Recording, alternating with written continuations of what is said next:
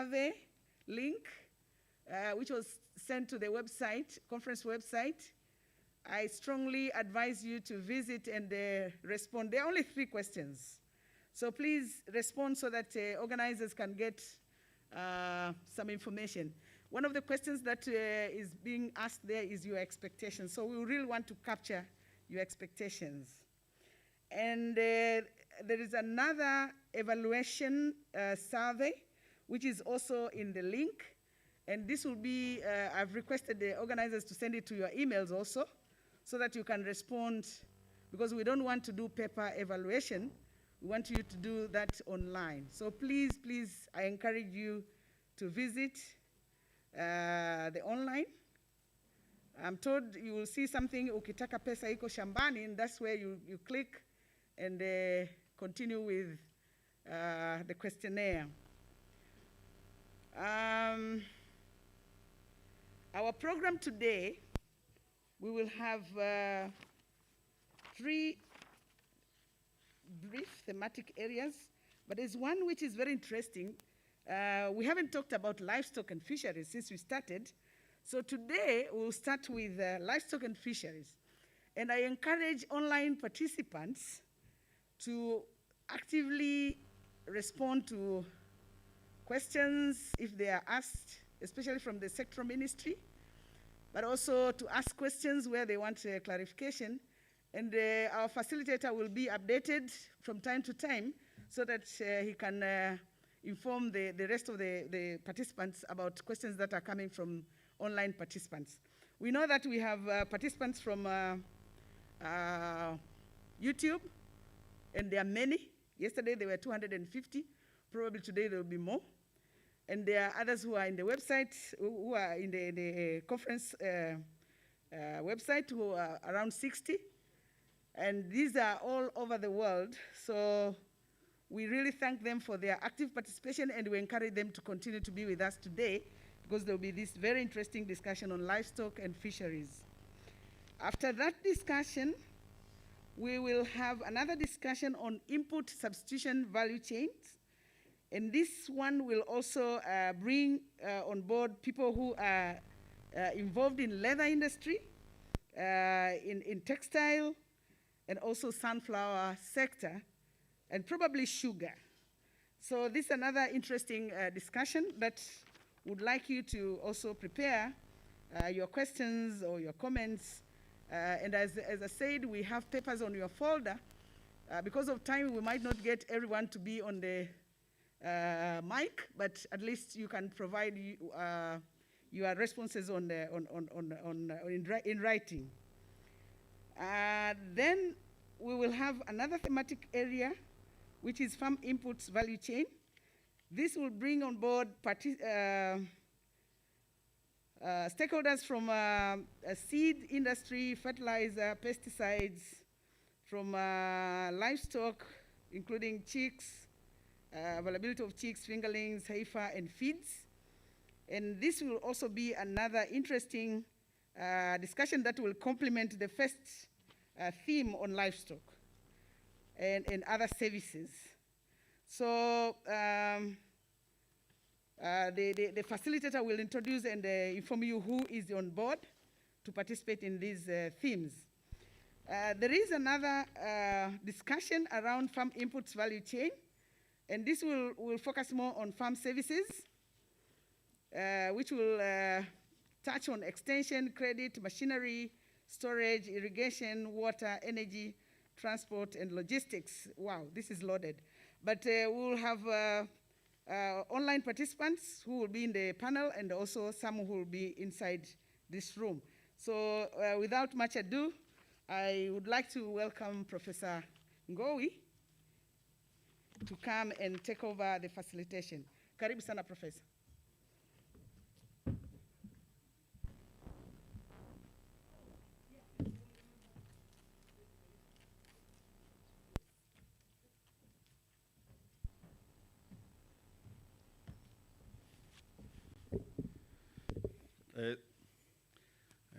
Good morning. So welcome to this to the session, and we are having as Madam has said, we'll be having the moderators for all the thematic areas. By way of introduction, I'm Prosper Ngowi, Professor of Economics at Mzumbe University. I'm based at Dar es Salaam campus, and I'm principal of the college at Dar es Salaam Campus College in Mzumbe. And here now my role is to facilitate the conference. So before we go on with the themes of today, and you can see there are a lot of presentations, I would like to welcome Dr. Mary, if you are the one, I would like to welcome the one who is going to recap for what has been taking place yesterday. Please, sir.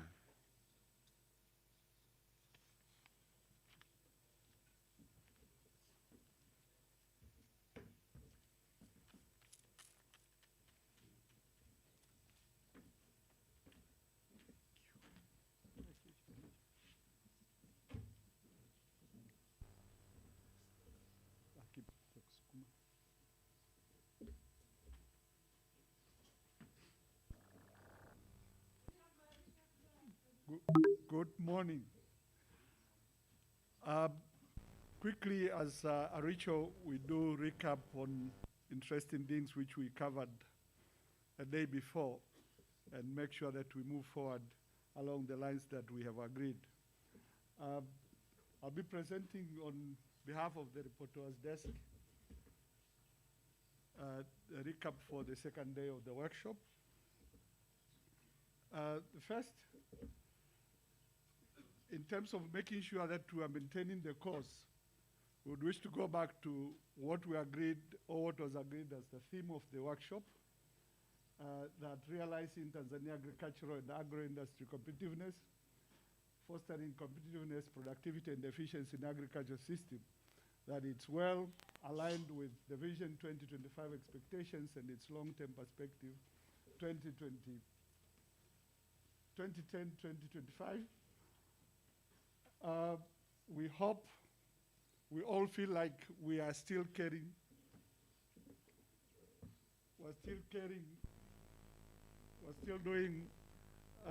justice to this theme. Also, we had important areas we wanted to cover, which were summarized as commodity products, competitiveness,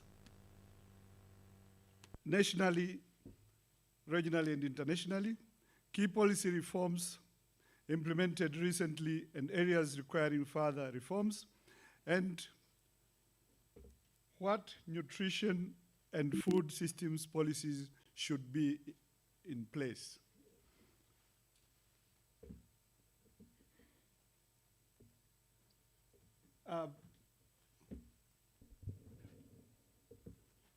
The first area that was covered yesterday included the national policy processes development, and we agreed that it's not a linear process and involves a lot of stakeholders, including researchers, and considerations included.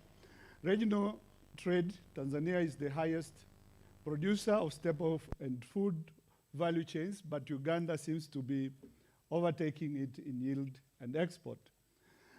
We need to regularize or formalize trade. A lot of cross-border trade is informal. There's a need for strategy to take advantage of the growing market in East Africa, especially with coming DRC, with combined purchasing power of about USD 132 billion annually. We need to operationalize the East African Marketing Protocol by investing in the market facilities, including storage structures at border posts, to allow smooth flow of business. Cost of production to realize the East African countries is much higher. Invest more in digital support system to facilitate trade. Need to address issues of quality, compliance with standards, example, aflatoxin levels. Tanzania should take advantage of the rice market in the region, increasing both quality and productivity. Undertake import substitution strategy to capture the growing domestic market, and grain, maize export ban. There are still issues to be clarified to exporters for smooth business. Traditional export value chains area, we talked about enhancing traditional export value chains for domestic and export markets. And the issues include smallholder farmers produce about 90% of the coffee, while only 10% is produced by medium, large-scale producers. There are a multitude of challenges in the coffee value chain that require multi-stakeholder engagement to address. Strategy for increasing quality and quantity are needed. Innovation, new uses, and value addition issues were actually addressed quite well. And what we observed is like it's giving us kind of a solution to answering the youth question. Most of you will agree with us. And there I should also say yesterday was actually much more illuminated by the young and most importantly the girls and the young ladies who showed us how innovation, looking at new uses of crops and products and value addition could take place. So we're seeing the young generation coming in, and they mostly talked about women and young girls. I joked with the fuel this morning, and I said, I'll just use the buzzword of I salute the women part of the participation that we saw yesterday. Justification for tea auction in Tanzania, Dar es Salaam and other opportunities for market access needs improvement. Reclaiming Tanzania global market share of SISO and support innovative business ideas to increase use of SISO in the domestic and regional market. And we were shown a practical example by the young innovator who showed us what she's doing in the coffee, in the sector. About innovating financing models, we talked about financing value addition in the traditional export value chains. We covered lessons, innovations, and strategies. Points included financing is always the biggest challenge with value addition for startup businesses. Traditional financial institutions don't lend to startup businesses due to a number of issues, including low capacity of startup businesses to attract financing. Smallholder farmers should be supported in developing and packaging of bankable business proposals. Need for integrated financing models, product financing through contract farming modalities was given as an example. Need supportive legislation to allow flexible involvement for financing richer than a restricting environment. For non-traditional value chains, we saw issues around investment opportunities in 5 key subsectors: floriculture, roots and tubers, vegetables, fruits and spices, and herbs. Emerging new opportunities in avocados, mangoes, pineapples, macadamia, and spices. There are challenges are high, costs of export relative to the other East African countries, cumbersome certification, and clearing processes. We had very practical examples which were given yesterday by Ta. Borrow a leaf from other countries that have established the fast tracking and handling process, even dedicated dogs for agricultural produce at port, involving all key authorities to minimize the time of handling and transport for perishable commodities like horticulture. We had the testimonials again from Taha yesterday, and they told us what they saw in South Africa. We have to borrow a leaf from there. Inspection and certification services are adding to extra costs. Can these be public goods delivered at site? There was a question that we were left with. Both exporters and farmers should be trained on quality standards for crops management, from production to post-harvest handling. I would add to fork and knife level, which the food goes to the mouth, you still have losses from the market to the mouth, so that both parties reap benefits. What are lessons from the struggling of the one lucrative northern zone cut flour subsector? For those who are coming up and the new ones which we have seen, like avocados, it's important to learn the sectors for those ones which are already struggling before we say they are going to be that lucrative as well. Special session on nutrition, statistics on children and women malnutrition, and the trend for the whole population is alarming, with the situation worsening yearly due to several factors. The double, again, what was called the triple burden, that included malnutrition, stunning, overweight, obese, lack of micronutrients, is a problem that needs to be addressed through value chains. Food safety is a burning issue in Tanzania. There are laws enacted, but are these serving the people? Emphasis is on external market compliance. What are we eating? It was also very well touched upon. Are there systems and procedures to ensure food safety? Who is supposed to be providing food safety measures, and are these delivering? How has the recent restructuring, shifting of the mandate of food quality control functions from TFDA to TBS affected issues of food safety standards? Need for campaigns to promote physical exercises to all ages for better digestion. And thank you. Have a productive day 3, and we're almost there.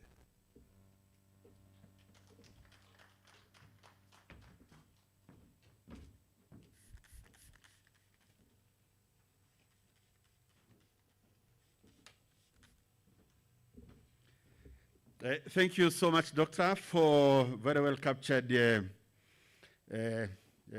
recap, and we now know what really transpired yesterday, and we are ready now to start to start today's business, and we are starting with thematic area 4, which is the livestock and fisheries value chain. We have our moderator, Steve Kisiake from Dalberg. And I think, Steve, you are online. He'll be moderating online.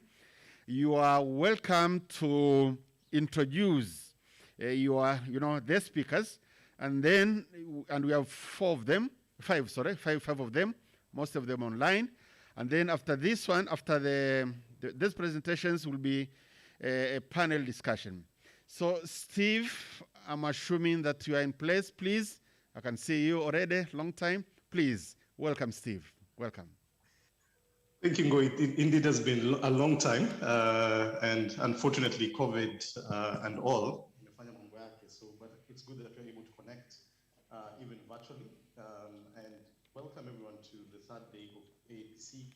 I hope that every discussion is going well. From the recap, it looks like we're making very good progress. And once again, good morning to everyone in the room, and good morning to my colleagues online. In this session, we shall be talking through livestock and fisheries value chains. As my colleague, Professor Ngoi mentioned, we have 4 presenters and 2 panelists. We are split across, those attending virtually and those in person. But again, for a quick introduction, my name is Steve Kisake. I'm a partner and director at Dalberg, Tanzania. We are strategy, research, and program implementation firm. And I lead the Tanzanian office. With me online today is a few colleagues, and I'll ask them to introduce themselves when we come to their papers and the panel conversation. But we do have Elizabeth Swai, we do have Dr. Madala, we have Dr. Sweke, and we have my colleague Divine. But even as I introduce them, I would request that those in the room can come up to take their seats as well, so that we can also be quite efficient on time. So Dr. Sweke, if you can also come up and take your seat so that we can get through the presentations and this conversation also in a timely way. But also from a panel perspective, we shall be joined by Mr. Mtambalike and my colleague, Mr. Simba, who's already online. So I'd also request Mr. Mtambalike if you could move to the front, take your seat, so that we can move on quickly. But I said I'll give my participants and actually my speakers and panelists time to actually introduce themselves properly. But to, as we get started, and to actually provide a bit of a picture, and the conversation we're having today is how to increase our competitiveness, particularly from a livestock perspective and fisheries. Statistically, as a country, we are very well positioned from a livestock perspective. We do hold a very significant stock and population of livestock, second largest on this continent. And if you look at if you're looking at a lake's perspective, water bodies, we do sit with two large water bodies, freshwater bodies, Lake Victoria and Lake Tanganyika, but also have at least 1,500 kilometers of coastline on the Indian Ocean, which creates a very strong opportunities from a fisheries and a marine perspective.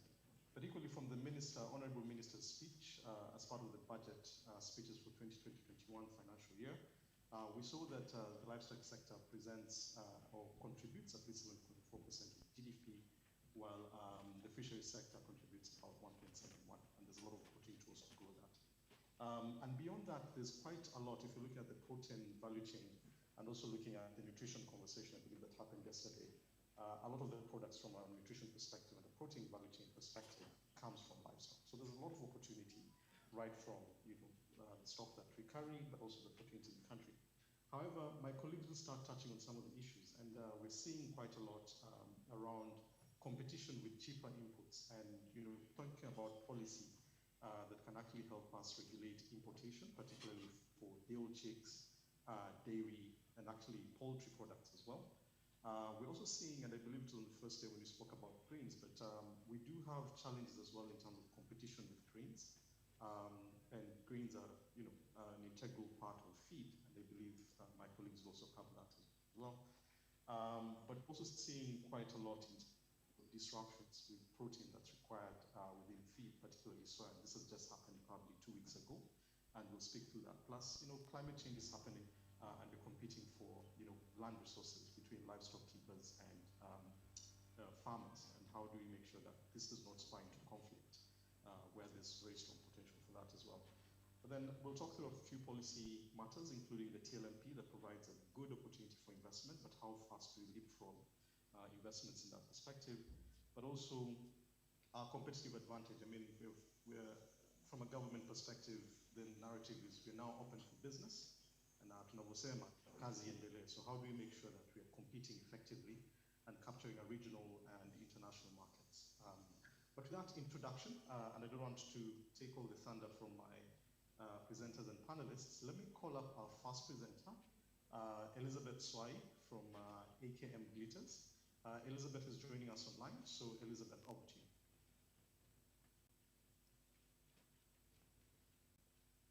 Hello, good morning, everybody.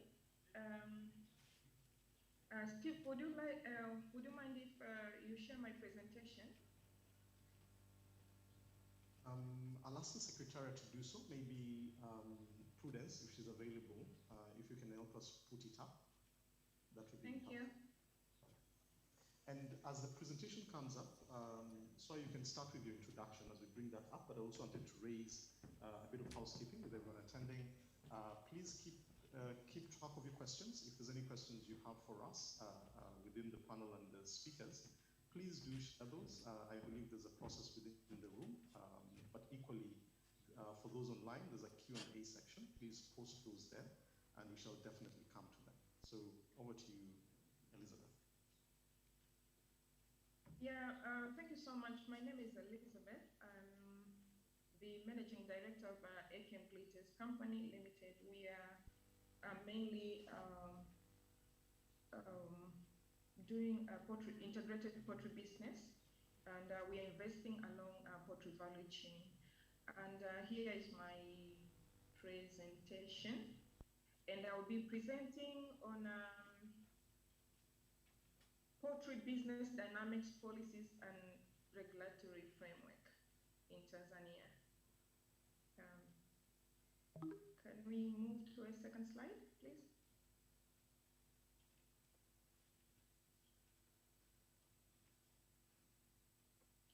Okay, I put up an overview of poultry industry in Tanzania, and as you can see, the numbers, poultry is growing in billions in terms of egg production and also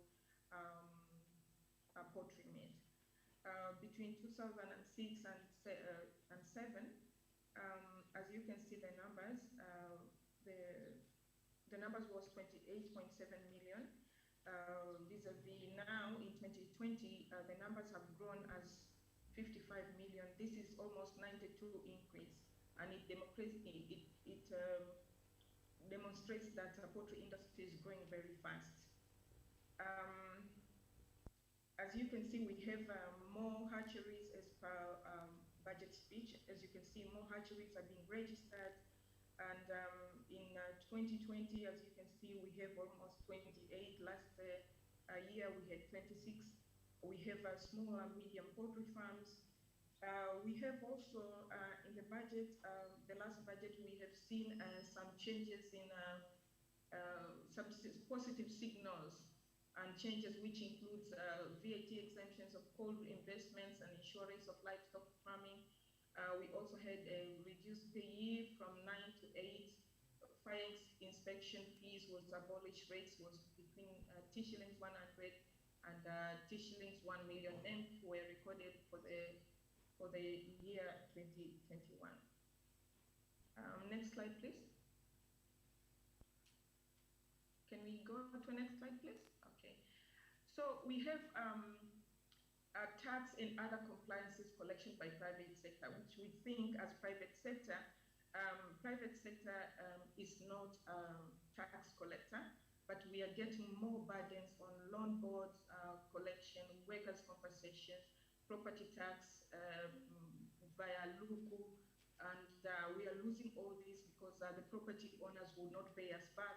We have also withholding tax of 2% of payments on purchases of agro products, which also adds a burden on businesses. As you can tell that at the end of the year, a business would have to pay 30%, and with addition of 2% penalty due to the fact that the farmers will not accept to pay the 2%, and there's no control or by the tax authority of this 2% on the farmer's side.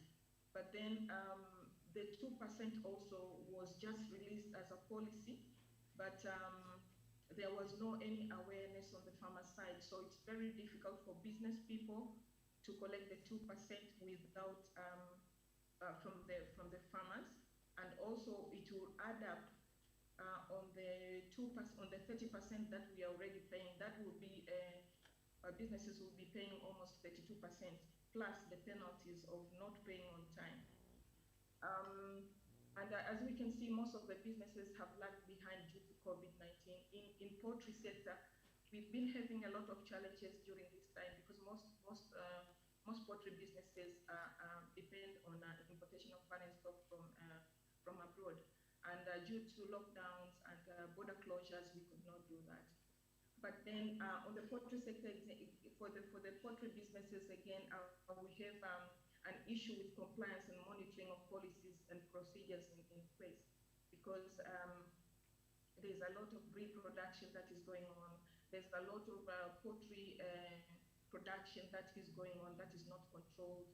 And we have policies in place, and these policies are not being monitored nor implemented properly. And that kills businesses that have invested massively on poultry sector. And we also have a problem with feed. Poultry businesses and other livestock businesses are now in competition with exports of grains, rice, porridge, sunflower cake, pollard, and soya in high quantities. And some incidences that we know about, even other international people, say from Kenya, are going straight to the farmers, and this affects the availability of grains for animal feed. And I will joke, I'll put a joke on this one, because most of people are going for nyama chomas. They enjoy kuku chomas in the evening. They enjoy chips, mayai, and then how are they going to access these products if all our animals or our poultry do not access feeds? And this raises a concern between Ministry of Livestock and Ministry of Agriculture to sit together and find a soft spot for livestock. Can we go to another slide? These are just numbers which I've already mentioned in the first slide. As you can see, the growth in poultry sector. In 2020, you can see in millions, 83.2, and in 2021, we are still growing up. And you can see also increase in chicken production is 5 million, and which I've already mentioned in my first slide. And then for the year 2019 and 2020 and 2020 and 21, the number of chicken increased from 83.28 million to 87. Now, indigenous chickens increased from 38.77 million to 40.36 million. Commercial chicken increased from 44.1 million to 47.34. Egg production as well increased. In 2019, we had 3.58 billion, and in 2020-21, we have 4.5. So as you can see, the poultry numbers are growing up. Now, this is a result of the private sector engagement in structuring poultry. Now, we really need to look at the business environment around poultry businesses, because all the effort that the businesses are putting in will lose, and we will lose again, we will go low in production. Let's go to another level. This is integration in poultry business. As you all know, that poultry business is labor intensive. First of all, it addresses economic development.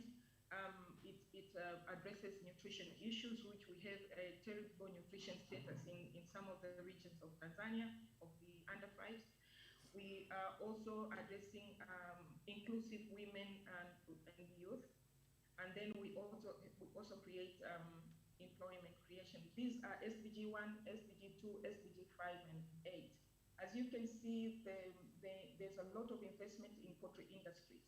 The value chain of poultry has a lot of industry. We have feed operations, but as well we have silos in terms of storage at farmers level. And it stimulates value addition as well from the farmers. That is kilimo. And then we also have investments in breeding and breeding. We also investment in hatchery and on the farmers themselves, and the value addition on egg processing and chicken processing, which has not been addressed in Tanzania yet. Let's go to another level. Elizabeth, just 2 minutes on your time. Yeah. Okay. As you can see, it also involves farmers. The model that you see involves farmers, which includes farming to supplies to farmers, from DOCs to medicines and vaccines. Next slide, please. Next slide, please. Yeah, as you can see, I really wanted to address the cycle of production and the gaps that we have. If you see this part here, we have about 7 months that poultry, one batch of poultry does not increase, does not sell or increase any income on them. It's brooding, 8 weeks, 4% mortality. We have growing pullets, which we have 8 to 20 weeks and 15 mortality. And then we have the rest here that we have cells. As you can see, all this part here, it's input, but it's being costed in tax. So we are costed in tax. We have annual mortality of 20 to 25%, corporate tax, SDL is charged, loan working capital is charged, even though we are not getting anything from this. Next slide, please. This one is just a sample. We have these are just some of the costs that we are incurring as poultry industry. The major one is 6.75 when we are buying one chick. One chick costs $6.75, and then we are competing with informal sector that are buying one egg at 20 per egg, or no, 200 200 per, sorry about this, it's 200, 300 per egg they are buying from farmers. Now, if you see the comparison here, poultry businesses which are formal are being made to compete with the informal sector that are only buying an egg for a cost of 300 or 200. But then if you see here, the registration, the licenses and the operation certificate, for each, or if you have 4 farms, for example, and you're charged operation certificate of 1 million every year, that means every year you have to pay 4 million for the 4 farms. The same with hatchery, the same with the feed mill. But at the same time, we are being charged the licenses, as you can see here. Okay, and these are the costs for clearing. So this chart here is just a sample to show how difficult it is to compete with informal sector. Another slide, please. Elizabeth, we're up on time, so I'll just give you. Okay, these are just the investment opportunities. You have soya, you have warehouses. So in case we have all people with money, they can invest in value addition, in breeding. We don't have grandparents stock here. In animal feeds or maize, we have silos and we have warehousing. For livestock, unfortunately, we don't have any stocking for livestock at national level, which is very bad. Let's go to another slide, please. Okay, we had challenges and we still have challenges. We have COVID, we have to import, border closure, we have flight bans, we have avian influenza from the importing countries. We have now, at the moment, we are having animal feed challenge because most of the grains have been exported and the poultry sector now is suffering. Yesterday, we had a meeting on soya.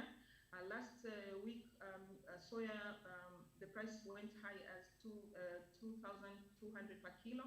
As of yesterday, it's 2,500 per kilo. That means animal feed will go high. Another slide, please. These are differences between uncertified production of dead chicks and animal feed. We are having a lot of competition against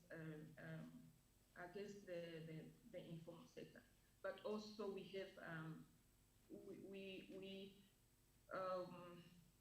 we have uncontrolled breeding, say for example, which needs breeding policy. Breeding policy is there, but it is not being signed. We don't know why it's not being signed.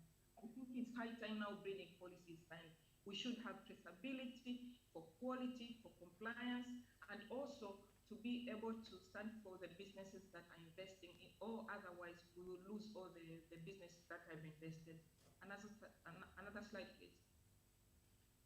We also have a lot of imports. We have collected data from Zanzibar customs, and we've realized that between 2019 and to date, before last year we had 217 metric tons of imported meat going through Zanzibar, but some of them destination is in Dar es Salaam, is in Tanzania mainland. So we realized that this year that number has doubled, and the types of meat that is imported includes wings, including all these cut pieces, and that kills the poultry sector. As you can see, the data for tourism there, they only consume about 2,000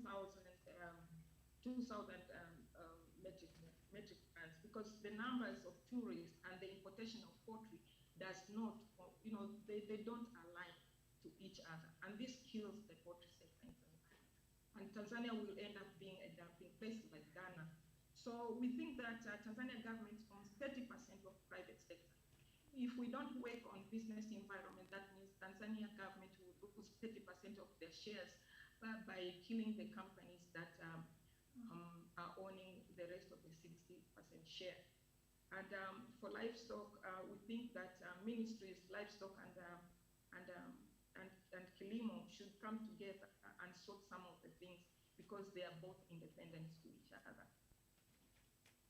Elizabeth, yeah, and also there has been a lot of discussion about this on prices of the costing of the calls and transfer money transfer. But we don't want to understand that 80% of the phone users live in the rural, And they depend on the phone on training, they depend on the phone as their working tool, they depend on phone on so many things, considering their distance from the cities. I think this tool should be supported rather than being taxed. Another one, please. So thank you so much. Right, Elizabeth, thank you so much. And appreciated in terms of, what you're raising as some of the key challenges that we're seeing in the poultry value chain in general. And, that's a key source of protein for many, as we say. So thank you so much. Sansan Elizabeth. So we'll quickly move on to the next presenter, Dr. Madala, who's the Director of Aquaculture. Dr. Madala Karibu. Dr. Madala is joining us from Mwanza. He was telling me this morning he's enjoying samaki wa Mwanza today. So, Dr. Madala, over to you, and please observe the 10-minute mark.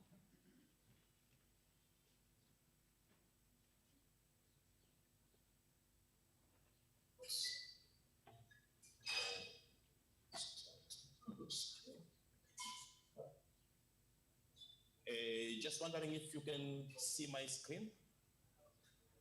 Yes, it's on. So, over to you. Okay. Okay, thank you. So as introduced, my name is Nazarene Madala. I'm a director of aquaculture, and I'm going to talk about the promise of aquaculture to Tanzania's blue economy. First of all, why blue economy? Blue economy is not new. It's all those activities and the resources which are linked to the water, so our ocean and our fresh waters. But we are bringing that the aim is to stimulate economic growth, but with a tinge of social equity and maintenance of ecological integrity. And these are the pillars of blue economy, which is a new development paradigm. And for the sake of fisheries, why are we so excited about it? Is because it's going to bring a big transformation in terms of yield of fish or aquatic foods in general. So we're being told here by science that if we follow the blue economic principles, we are going to realize an additional 110 million metric tons of fish and other aquatic products, which is extremely important as population keeps on increasing and fish are important. So for those who do not know aquaculture involves 4 main production stages. We have hatchery, where you get seed or fingerlings, but then we also have feed mills, which produce feed, and those two, they go into a farm, be it a pond or cage or tank, and you produce fish, and that fish goes for processing and then off to customers. And these, they come together well when you have financial, technical, and the logistical services, as well as institutional policy and the legal framework, all in place and functioning well. And for Tanzania in particular, we have great potential for culture. 90% of our land mass is suitable for commercial fish farming. And as mentioned earlier, we have that coastline of 1,424 kilometers, but we have plenty of fresh waters and the marine waters of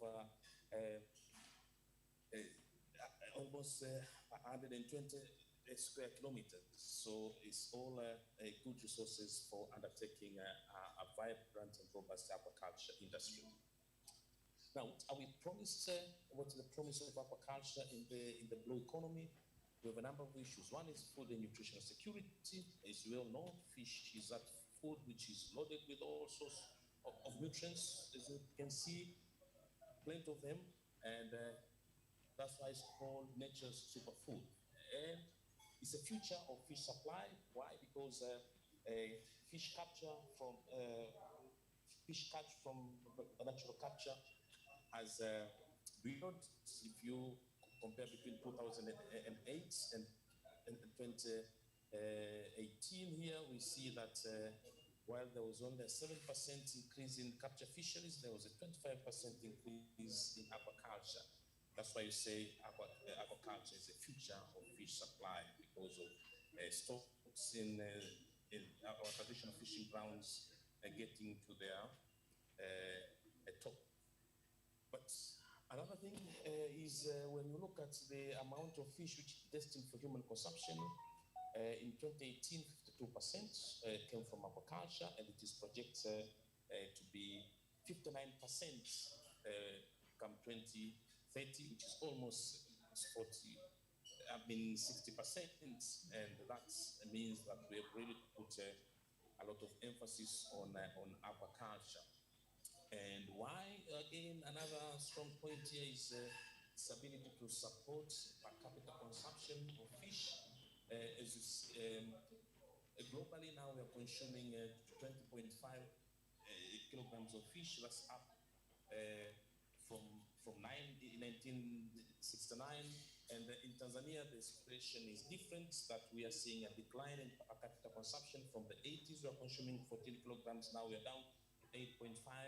And that's because the population has more than increased, but aquaculture growth has not grown as expected. And that also, this slide shows that aquaculture has been growing fast, though in small volume, but if you compare it to capture fisheries, growth is very fast, showing that there is a room for more and more fish to be produced from aquaculture. Another promise, another aspect of aquaculture, it is a vibrant economic activity. It is the fastest growing food sector. It grows as almost twice as fast as other food or meat producing sectors, as you can see. And because of that, the fish has become the most traded food commodity in the world. But another good thing is, if you look at the value and the volume which comes from developing countries, over 50%, meaning that it is an opportunity for developing countries like Tanzania to mint money. But also another thing is tied to that, if you compare net exports of selected agricultural commodities from developing countries, you see fish is leading, and those traditional export commodities, as you can see, they are trailing behind. So again, that's a great opportunity for turning our economies. It is resource efficient and eco-friendly. Feed conversion ratios are low. The amount of energy, protein, edible yield you get is much more higher compared to poultry, pigs, and cattle. It is also ecologically friendly, but it has low carbon footprint, and it has low water consumption. Another great opportunity is the employment, the opportunity for employment. Aquaculture offers an opportunity to address challenges of employment, and I'm giving you 2 examples from Egypt. For every 100 tons, you get 14 full-time jobs, while in Nigeria, for every 100 tons, you get 150 jobs. And there is an opportunity of involving youth in different tasks, as shown here. Both men and women, they can all have a share in aquaculture. For Tanzania, that's our institution policy. Okay, and then legal framework. We have aquaculture development centers all over the country. Some are already in place, some are under construction, and the others are on drawing board, as indicated. And that's our current state of affairs. We are producing close to 23,000 metric tons, mostly tilapia, but we also have fish hatcheries, feed plants, and we have also commercial fish farming in cage and in ponds. Very quickly, sights and scenes of Tanzanian aquaculture, ponds, cage fish farming, tank fish farming, hatchery, feed production, and training, and some of it is done by private sector. We have a number of challenges, as indicated. One is to do with the institutional issues. Another one is to do with the inputs, adoption, so extension services are not yet. And then challenge number 4 is low productivity of aquaculture production, simply because we still have a predominance of subsistence aquaculture, limited value addition and market linkages, and then also limited generation and sharing of knowledge. So we have less innovations coming in. And we need to intervene these. There's an important aspect here that if we go with business as usual, we're going to lose out.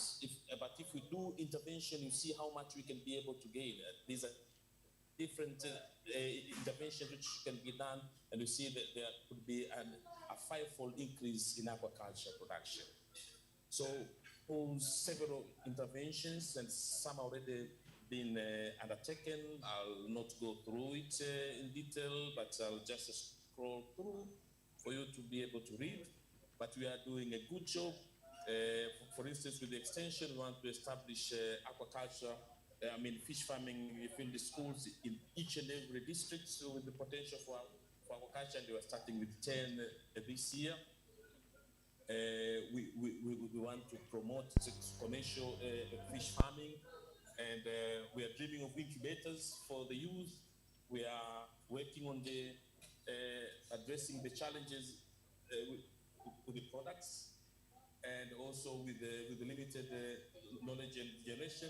There are a number of interventions which we are proposing to work on.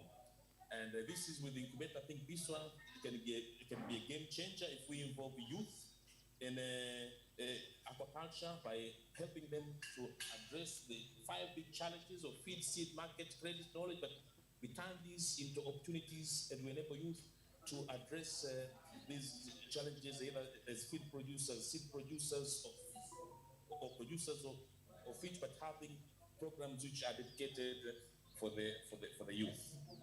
Thank you very much. I wish I could have shown you the success story of Egypt, but unfortunately, time is not on our side. Thank you very much.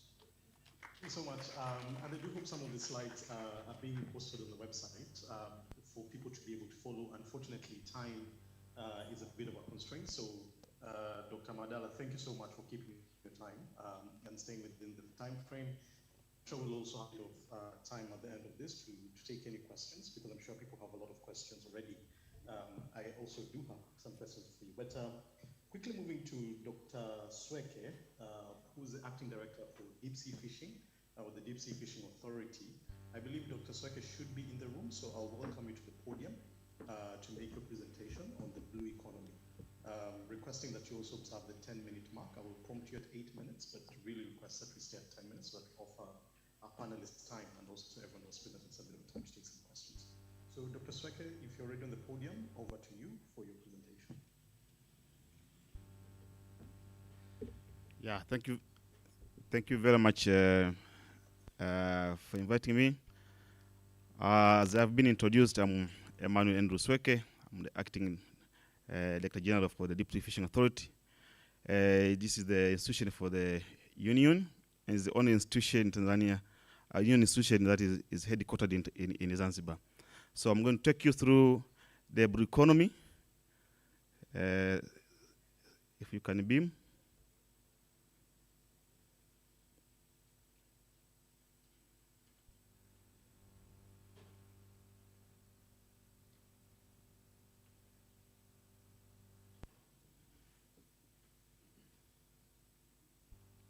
Secretary, if can be my presentation, I will be happy.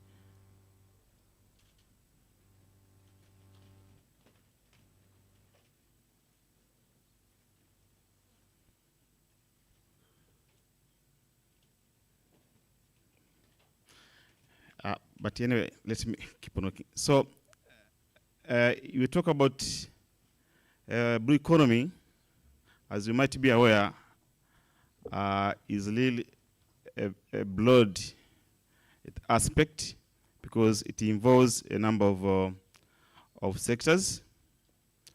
So if you can move on to the second slide.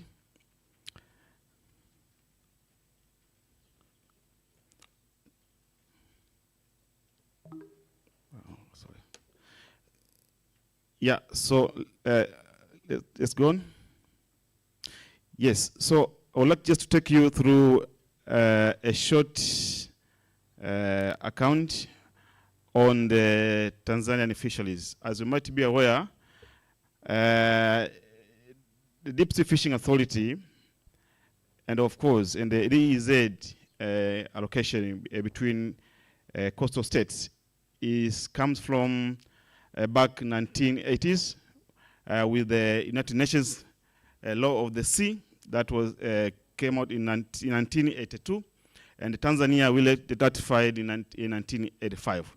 So after the ratification, Tanzania we enacted a law that called the Territorial Sea and Exclusive Economic Zone in 1989, and this it's actually divided the marine waters into two categories. What is the Exclusive Economic Zone, or we normally call it Bahari Kuu in Tanzania, and it is about 223,000 kilometer squares, and is about 24% of the total area of Tanzania. But also we have territorial waters, 64,000 kilometer squares. Yeah, and as I said by the previous speaker. So if you can move on to the next slide. So currently, the deep sea fisheries resources, they're managed under the new act. It's called the Deep Sea Fisheries Management Development Act of 2020, and the new regulations about just 1 month. It was out 18th June, and it is to govern, but also to manage and develop the fisheries within the exclusive zone of Tanzania. Next slide. So, and actually we have a lot of functions, but one of the functions that I would like to stress on is to develop, to manage and control all activities related to fisheries in the exclusive economic zone of Tanzania. Let's move on. Yeah, so I've already said, next slide, if you talk about the blue economy, it's actually, we can say, the sustainable industrialization of the sea or the marine. So if you talk about blue or the ocean here, it doesn't mean just the marine. It talks about all the rivers, the lakes, the marine, and all the water bodies. And actually, there are a number of sectors, as I said. So the energy, transport, fisheries, and aquaculture, the tourism, also infrastructure, about technology, and also spatial or marine planning is part of it. And on the other side, we don't just talk about exploitation, but we talk about the management or the conservation. So we have the conservation and ecosystem, but also we talk about the social innovation and the partnership, that you have to take in board a number of issues, including the social. So how you are going to develop skills and the innovation, about the partnership, but also the management. So, and you can categorize blue economy actually into 5 levels. If you can move on. One is harvesting of living resources, and here that to talk about the fisheries and aquaculture. And this actually, there is emerging industries that they make this industry or these levels to grow fast. It's because of the pharmaceutical and the chemical industries that also are stimulated by the demand for healthcare, but also for the cosmetics industry. You know, cosmetics now is really growing industry. And also another level is extraction of non-living sources. Talk about the oils, the gas, the alluvial mining, and so forth. And the third level is on the generation of realsources and to provide the energy. So you're talking about the oil and the gas, but also the desalination of marine waters to produce drinking water, but also the trade and the resource health. These are the part of it. Next. So these are the facts. I think you are all aware, but just to stress on the fisheries, that worldwide the fisheries provide about 350 million jobs worldwide, and as has been said by the previous speaker, that 50% of fish consumption will come from the aquaculture by 2030. Next slide. So why do we talk about investing in the economy and particularly in fisheries in Tanzania. There are a number of factors. One of it is that we have numerous water bodies, but also we have abundant resources. Currently, we have the new act and regulations that actually they are transparent, and a number of investors now are interested to invest in fisheries, but also the growth and so forth. Next. Yeah, so this is the slide that I think I can talk much on this slide, and I can summarize all my talk on this slide. So we are aware that actually the contribution of fisheries, and especially deep sea fisheries, has not yet been utilized or seen. It's because of a number of factors. So for me, when we talk about fisheries, I do talk about three main components that should be linked together. And this is about the production, that means all the fishing, but also the processing and the marketing. All these factors have to be linked together, because if you're not linked together within the chain itself, you cannot benefit. So you're talking about the multiply effect. So if we just fish, or like now, we just issue a fishing license because there's less investment in the deep sea fisheries. So that means you are losing a lot of benefits, including the income, the employment, the growth of other factors. Because we talk about fisheries, is a lot of number of factors. For example, there is one fishing method called the percent.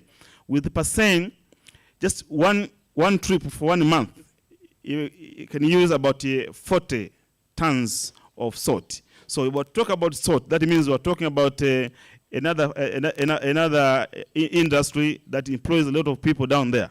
So all these factors, if we're not linked up together, we cannot benefit. So this is the area that there is opportunities to invest, that in every sector you want to invest in the fisheries. It is still available, and people can make a business. So this is very key. Next slide. So, yep. So just to here, we'll talk about investment opportunities in the EEZ fisheries. There is a number of them. One actually is a construction of fishing necessary facilities. So here we're talking about the construction, let's say, of the fishing port. That this can allow actually for the fishing vessels to come in, to offload, but also to transship or to transfer the fish that have been harvested. But also about fishing and fish farming activities. So fishing requires also baits. That means that to fish you need also bait. So this is an area that some can invest. But the development of supporting vessels, we're talking about the fish aggregating devices that can enhance the production or the harvesting. But also building of fish processing plants. We can installing fish storage facilities, including the cold looms and the ice plants that actually they're not yet sufficient. But also export and export of fish and fish products. This is also producing of factors to manufacture and supply fishing gears and vessels. So in Tanzania, we're talking about the fishing vessels are actually made from wood. So about over thousands of vessels. So if you invest in this area, you also can make benefits. So if I got me like 1 minute just to talk about the other sectors in the blue economy. So you move on to just move on. Just move on. Yes. Go on. Just go on to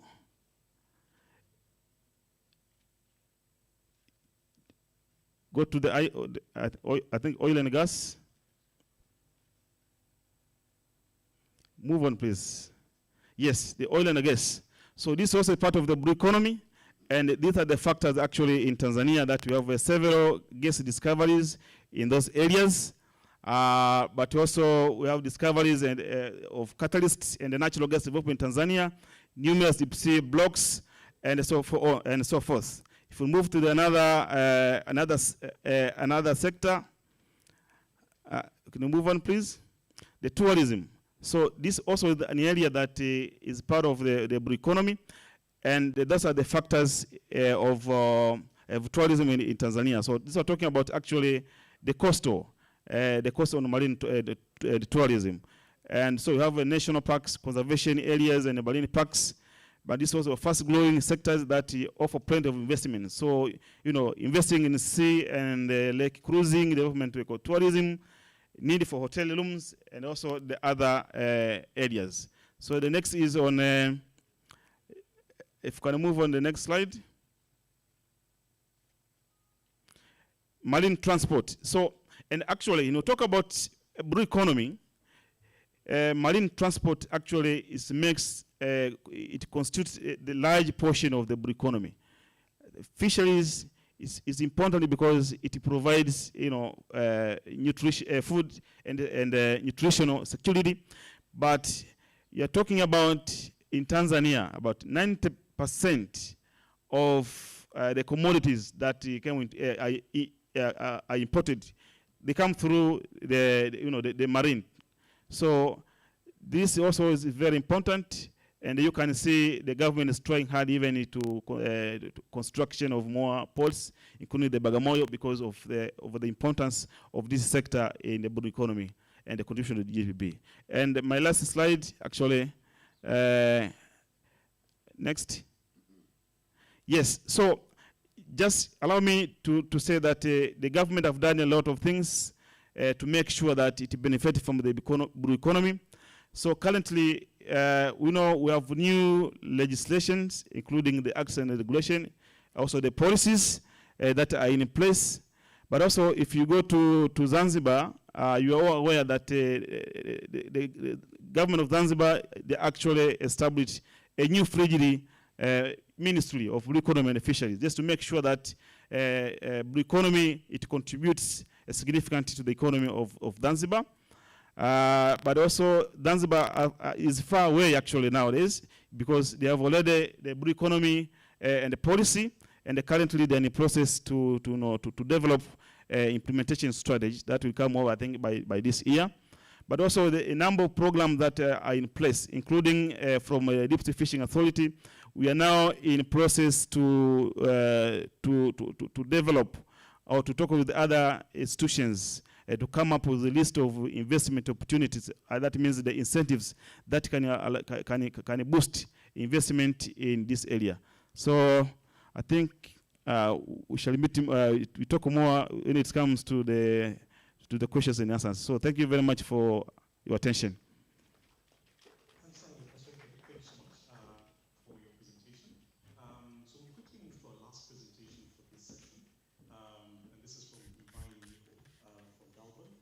We'll be speaking about growth and beneficiation in the dairy sector. Divine is joining us online from Dar es Salaam. Divine, over to you. Again, I kindly request that you keep your 10 minutes. I will nudge you at 8, but please keep the 10 minutes so that we can move on to the panel discussion. Over to you, Divine. Thank you, Steve. I am sharing my screen. I'm not sure if it's coming across. It's on, Divine, so be ready. Thank you very much. Good morning, everybody. My name is Divine Mimo. I'm a consultant with Delbert, and today I'm excited to share with you some work we did in 2019 on the dairy sector in Tanzania.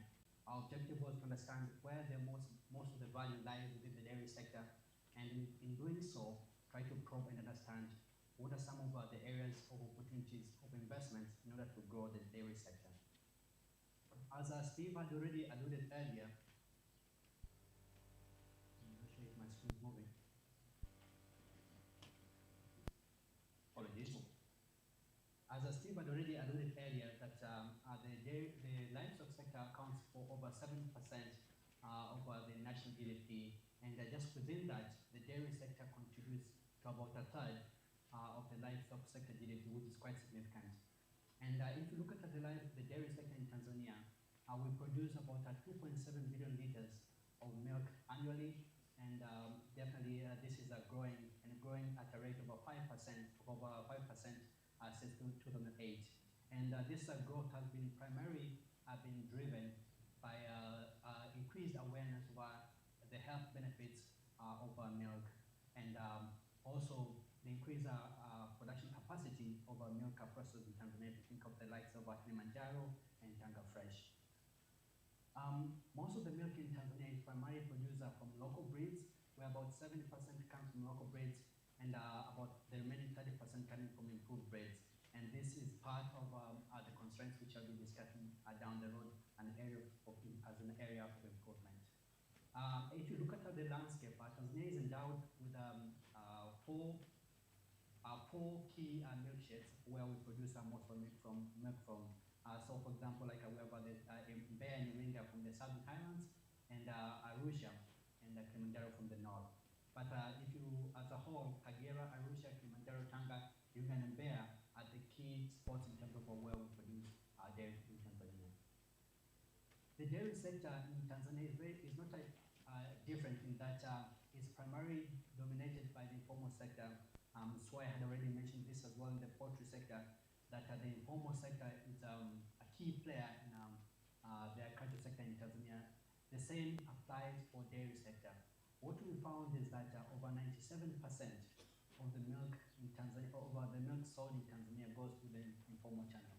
So if you think we are starting with 2.7 billion liters, almost 97% is sold at the farm gate and is consumed directly by the consumer, while only 10% of that milk is traded.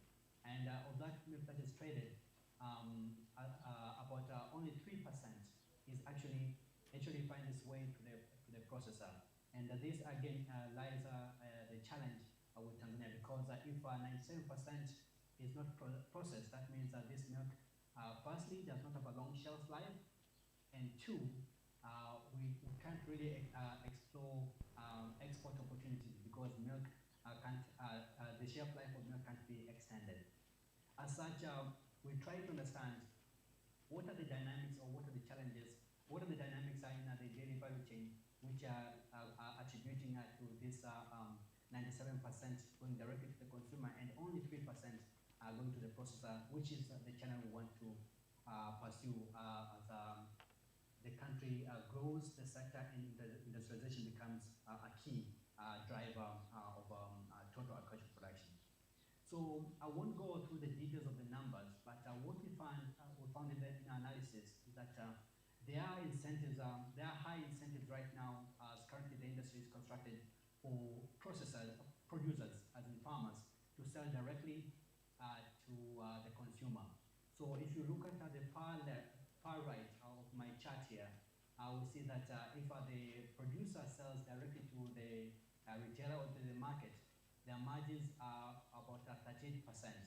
But if you look at the far left of this chart, if the producer or the farmer chooses to use the traditional approach, which we would ideally like them to pursue, where they're going from producing to the milk collection centers and then all the way to processor, the margin for the farmer is about half of that if they were to sell directly to the consumer. But again, as mentioned, if the country is growing the sector, how much unprocessed milk can consumers actually use? So essentially, I think there's a cap there. We believe that there's a cap in terms of how much milk, raw milk, consumers can consume. As such, we would like more farmers to switch into the traditional approach, where we're starting from production to milk collection centers to all the way to processors. And if we take this approach, we believe we can start unlocking export opportunities, because again, like I mentioned earlier, there's a longer shelf life of processed milk, and there are more health benefits of processed milk compared to if milk was sold directly from the farmer to the consumer. The current market dynamics, as I mentioned, that most farmers are selling directly to the consumer, are primarily driven by a few key factors. As a country, milk consumption is very low, at 49 liters per capita annually. If you compare to 74% liters per capita for the region, as in East Africa, and significantly lower to what World Health Organization recommends. The World Health Organization recommends that every person consumes about 200 liters per year, while in Tanzania we're only doing about 50 liters per year. So again, our milk consumption is relatively low, even though this trend is improving, but we still have ways to go. And if this was to improve, then we'll definitely start seeing that production volumes will go up and the processing capacity will go up, and consequently, the prices of the milk, the final consumers will go down. So definitely there's a need to improve consumption levels. Secondly, we observed the low productivity levels among farmers. As I mentioned, that over 70% of the milk is produced by from indigenous breeds and consequently smallholder farmers. There is a need to transition smallholder farmers with indigenous breeds into improved breeds, which can produce more milk at a lower cost. So, for example, pushing for semi-intensive to semi-intensive zero grazing dairy production. If you combine these two, low productivity by farmers, essentially producing low milk levels, and low consumption levels by consumers, this has contributed to low processor utilization. So currently, from our research, we found that dairy processor utilization right now is below 30%. And that comes from low supply of milk from farmers and low demand from consumers. So if we were to address these are two first points, productivity and consumption, definitely we'll see that trickling down to impacting processing capacity. And overall, we observe quite a few inefficiencies across the value chain, which I'll speak to in a little bit, but things like transport issues, cold storage for cold chain. So for example, you see that most of the milk is coming from Iringa and Bear, and what happens if the only processor, the nearest processor is in Tanga? So what do you do during rainy periods? So those will come in the recommendations in a little bit.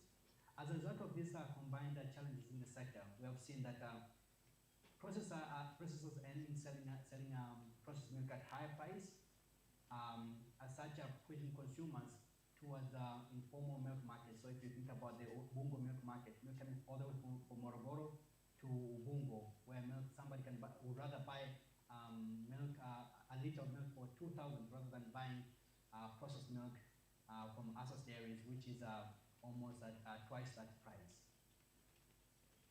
Moving on. To close out. Actually, you have 1 minute now to close out. Thank you. Yeah, so as such, we came up with three core recommendations for the sector, in order to stimulate the sector. One, looking at stimulating demand and consumption for dairy. We think that Tanzania, as I mentioned earlier, that we're continuing to put 9 liters per capita compared to the recommended by 200 liters. If we're to stimulate that, that will definitely improve output or production from the farm level, and consequently reduce prices from the processor level. Improving farmer productivity. These production costs remain the key driver of low margins for farmers at the farm gate. So essentially, if a farmer were to start producing 10 to 20 liters from 5 to 10 liters from indigenous breeds, this will first increase volume, while prices will be low, but overall, we think the margins will go higher just from the volume. And then again, targeting investments into addressing value chain inefficiencies, like as I mentioned, looking at packaging costs for processors and considering transportation and storage costs at the farm level. I'll pause there, given that I don't have that much time, but that really captures what I wanted to share. Thank you. Back to you, Steve. Thank you so much, Divine. And thank you for, again, keeping time and actually getting through this very quickly, and also providing enough information in terms of how the dairy value chain is structured in the country. So now we'll move on to the panel conversation, and thank you so much for all the presenters. The presenters will still remain online, and I believe Dr. Soke is still in the room. We can ask any questions to them when we get to that point. But at this point, let me invite Mr. Didas Mtambalike to take your seat at the front, if you can, so that we can get through this quickly. And Simba, who's already online, please, if you can come on video so that everyone can see you. And this will be our two panelists to take us through a bit of a synthesization, or let's probably reflect a bit in terms of what the presentations have brought us this morning. But equally, we'll talk through the potential that we have gone through around the blue economy and of course the livestock sector. But I think where we want to go is how do we become even more competitive as a country? Remember, let's say we're looking at regional competitiveness, but also looking at global competitiveness. And we've seen a lot of interest as well with the livestock sector, with visits from Saudi and also visits from Middle East, but equally the US government as well. So without wasting so much time, I'll let the two of you, Tambalike, who's in the room, and Simba, who's online, I'll let you introduce yourselves, but I'll start off with Tambalike. I'll give you 2 minutes to introduce yourself, but also 1 extra minute to pose your reflection. I'll probably even 2 minutes for that, to pose your reflections in terms of the presentations that have been offered, and then your top-line thoughts that you might have on the same. So over to you, Tambalike.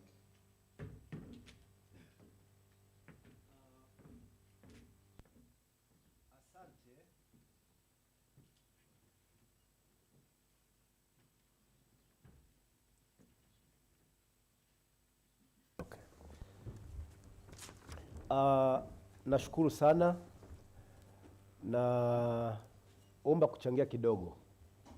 Kama nilivyotambulishwa, mimi naitwa Didas Mtambalike, nafanya kazi na Wizara ya Mifugo na Uvuvi. Nawashukuru sana wawasilishaji wa mada kuhusu sekta zetu za mifugo na uvuvi.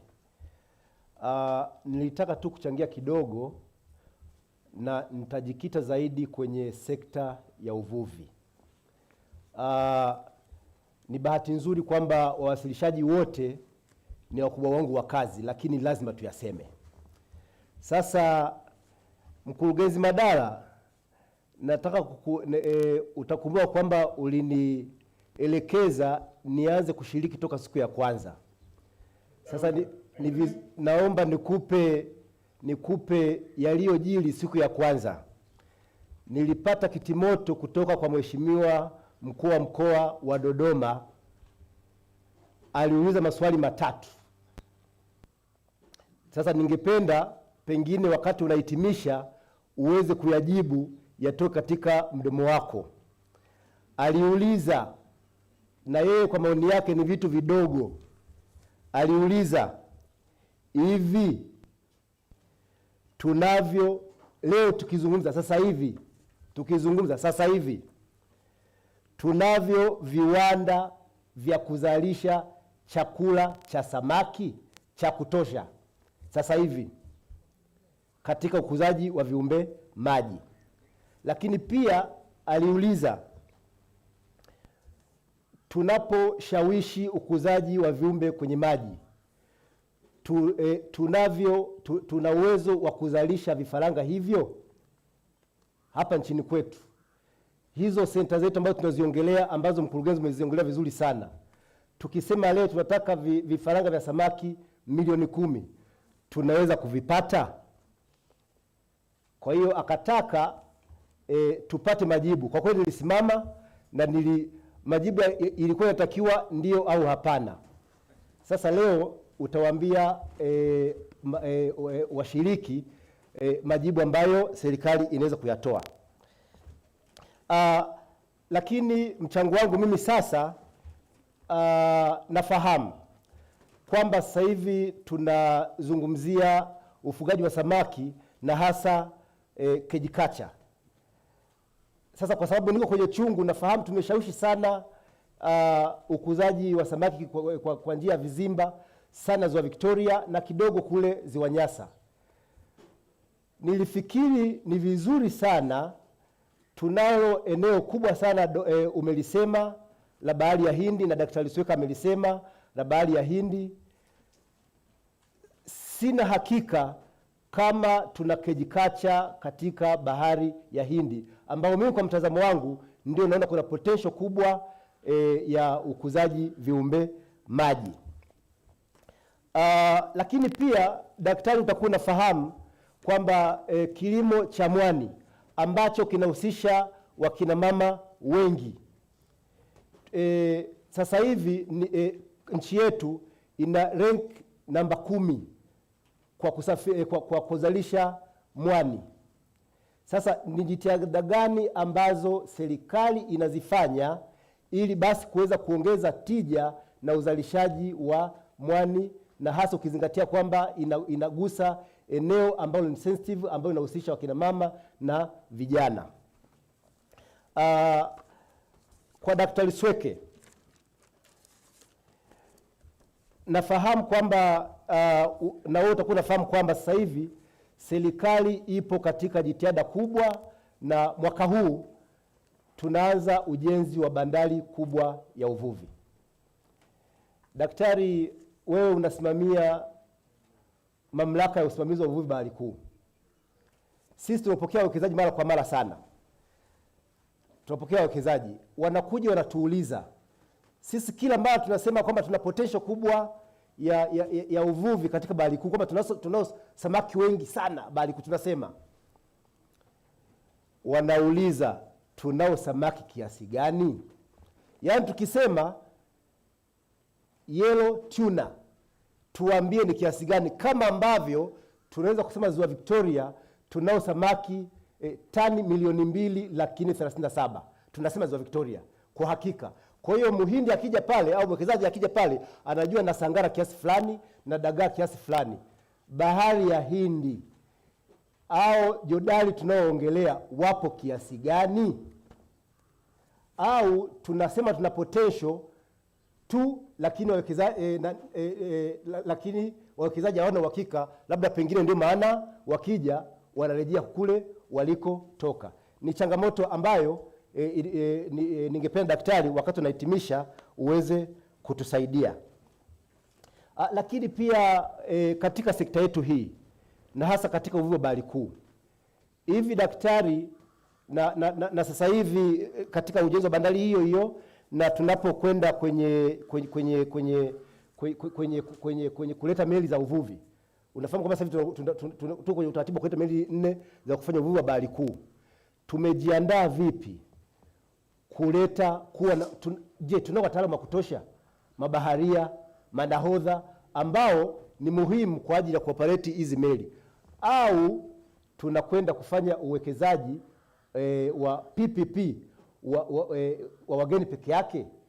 Ili ni swala ambalo ilikuwa ni muhimu kulizungumza. Naomba kuhitimisha kwa sekta kwa dakika moja tu kwa sekta ya mifugo. Huwa najiuliza sana, tunahimiza sana kufuga yale mang'ombe makubwa sana, ng'ombe ambaye labda na kilo 700, 800 kwa wasukuma wenzangu kule,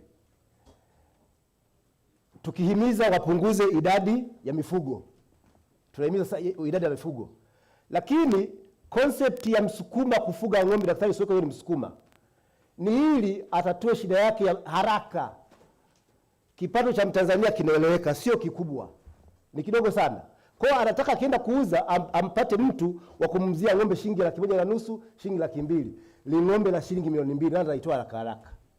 Sasa tujiulize, katika sekta ya mifugo, hivi ni sahihi sana kuhimiza kupunguza idadi ya mifugo na je, tunaweza kutatua shida zetu za haraka haraka ambazo zinatupata sisi wa Tanzania kwa kupunguza idadi ya hao mifugo na kuhimiza tufuge mang'ombe makubwa ambao ukitaka kwenda kuuza mpaka mtu apate 2,000,000? Ni jambo ambalo mimi naona kwa mtazamo wangu ni changamoto kubwa sana. Nashukuru sana.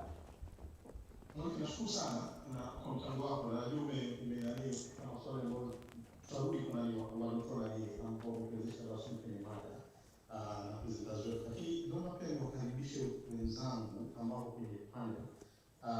Pia nitambue uwepo wa Zefania Amos ambaye amejiunga nasi, yupo kwenye chumba cha mkutano.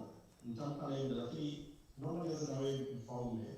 Kwa upande wako kutoka Silverlands, maybe ujitambulishe kwanza, lakini kama dakika 4 au 5 na uweze kutoa tafsiri yako, tafakari yako kuhusu hizi presentation ambazo zimetoka na sehemu zipi ambazo tunataka kuongeza nguvu hasa kwenye uwekezaji na pia kuongeza competitiveness kwa upande wetu kwenye ngazi ya kanda na pia duniani.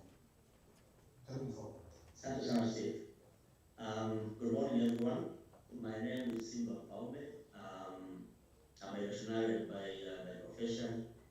I work with a company known as Silverlands Tanzania Limited, which is located in Iringa and producing day-old chicks as well.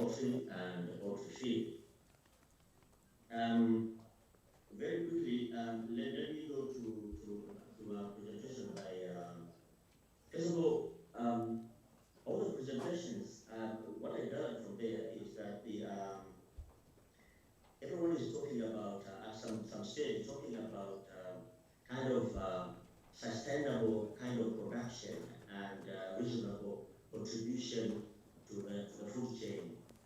Yes. I'll talk about poultry, but whatever I say may be reflected in the other sub-sectors in the livestock sector. Madam Elizabeth talked about regulations, the bureaucracies that kind of act as hindrance to the poultry production. You mentioned examples of hatchery regulations that are not implemented, are not enforced equally throughout the industry. Yes, that is one of the problems. She also mentioned that the government has done has supported the growth of poultry industry since 2013, 2014. Yes, it's true that the government has done a lot to improve the regulatory and procedural bureaucracies in a number of areas, but there's still a lot to be done, as she mentioned there, issues like the hatcheries.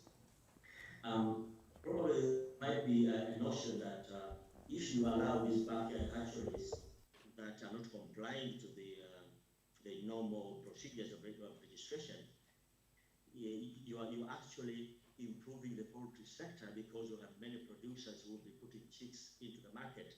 I think that is a very wrong concept because the regulations, the laws are there for a reason. The laws are there to control the quality of what goes to the final producer. They are there to control diseases, so they have to be enforced and applied equally throughout the industry.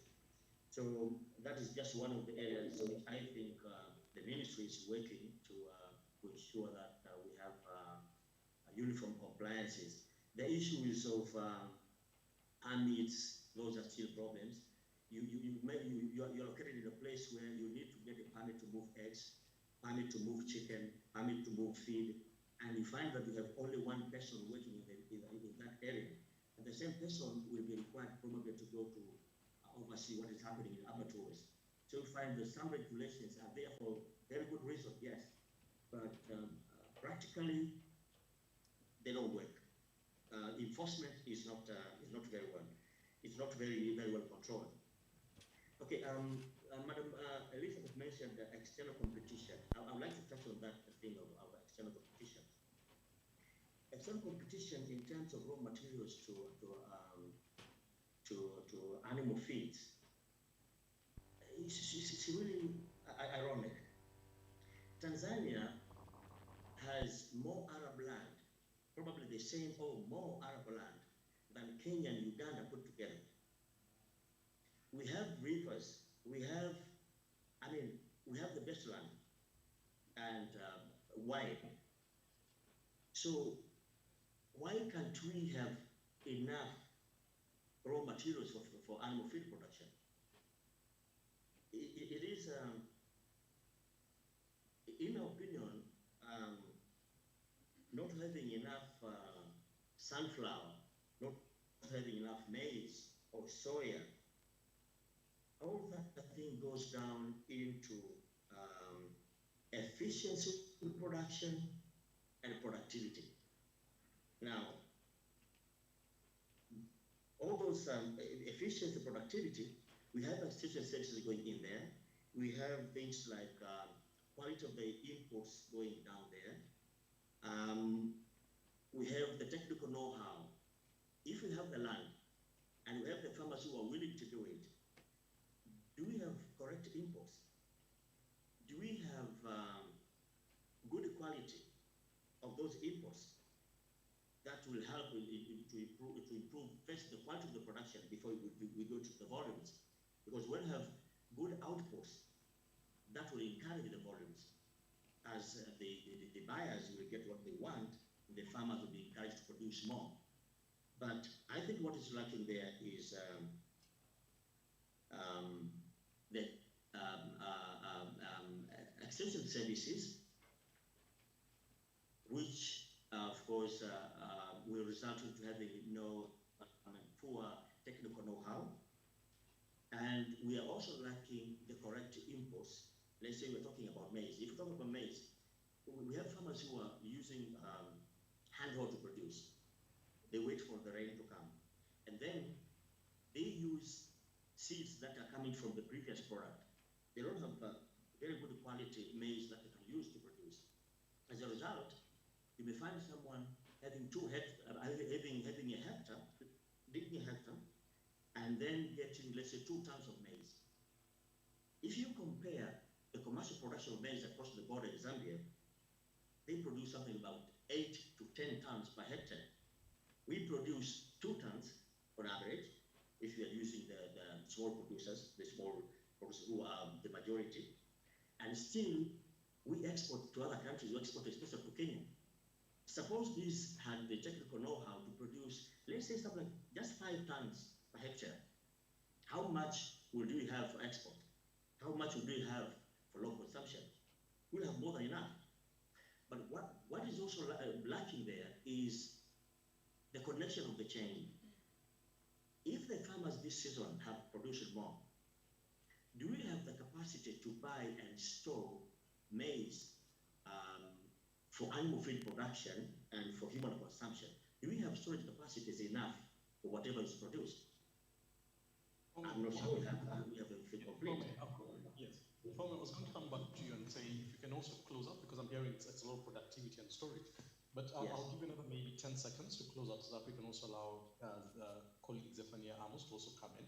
But maybe 10 seconds if you want to close out. Okay, so what I was saying is the whole thing goes, in a nutshell, goes into investment, into technical know-how, into training, into correct inputs, and the government intervention into the areas that really need coordination. If you have producers who are producing somewhere and you have people who are demanding on the other side, someone has to be there in the middle to create that environment where those can be connected. For example, if you have silos, if you have cold chains, that when you have more production, when you have these peaks and troughs of production, then you have a buffer, you have cold chain, let's say people are producing chicken, and you have a storage. People are producing maize, there is a storage. So when the market demand increase, then you have a source to pull from, and when you have less, someone to coordinate that. I think, for now, let me end there. But I think that there's a break off in the production chain, which has to be fixed. Thank you very much. Thank you, Mfaume. Quickly moving to Zephaniah, who's also in the room. Zephaniah, karibu sana. I'll request you to probably introduce yourself, but I'll pose to you one of the questions that's come in to us, by a participant online. Anasema kumekuwa na ongezeko kubwa la maduka ya maziwa fresh na mtindi katika maeneo mengi ya mjini na wanauza kwa kupimia wanunuzi. Je, sera ya maziwa ikoje na inawatambua hawa katika uboreshaji wa ushindani? So how are we regulating all these informal sellers who have come up, and how does that affect competition hasa kwenye sekta ya maziwa? So over to you, Zephaniah, and if you could also just reflect on that question and probably help answer that one as well. Asante Steve, labda nirekebishe kidogo. Naitwa Amos Kuro Zephaniah. Ni mkurugenzi wa sera na mipango Wizara ya Mifugo na Uvuvi, sekta ya mifugo. Ninashukuru kwa nafasi hii. Labda nianze kusema kwa nini tunasema livestock sector au sekta ya mifugo ni muhimu katika uchumi wa nchi hii, na tunaweza kuiunganishaje kwamba sasa ilete tija na kuleta manufaa kwa Watanzania. Nashukuru kwa presentation zote, na nitachangia hasa katika presentation mbili inahusu kuku na hasa kwenye maziwa. Labda niseme kwa kuangalia mpango kabambe wa mifugo ambao unakwenda mwaka 2020-2031. Mpango huo unaonesha kwamba utakapofika mwaka 2030-31 kutakuwa na uhaba wa nyama nyekundu katika nchi ya Tanzania kwa tani milioni 1.7, lakini maziwa tutakuwa na uhaba wa tani milioni 5.8. Kwa hiyo naiona mimi kwamba sasa ndio sehemu fursa ya kuanzia katika eneo hili. Na kwa nini tunasema huu hub utakuwepo? Kwa sababu kutakuwa na ongezeko la watu, tunaongezeka kila siku. Kuna ongezeko la watu mijini ambao utahitaji kutumia bidhaa hizi, lakini pia kuongezeko la kipato. Ndio inatupeleka kufika huko. Sasa labda nije kwenye mada sasa, nini kifanyike hasa katika eneo hili ili kuona tunaweza kufanyika. Naomba nianzie ambako amemalizia mwenzangu Mfaume, kwamba la kwanza eneo kubwa ambalo tunaliona ni kuongeza tija. Tija inaongezekaje? Moja ni kupunguza gharama za uzalishaji. Tunaona sisi hilo ni la msingi sana, kupunguza gharama za uzalishaji. Kwa kuangalia mpango kabambe wa mifugo huu ambao nimeusema, Tanzania tumeigawa katika kanda 5 kuu.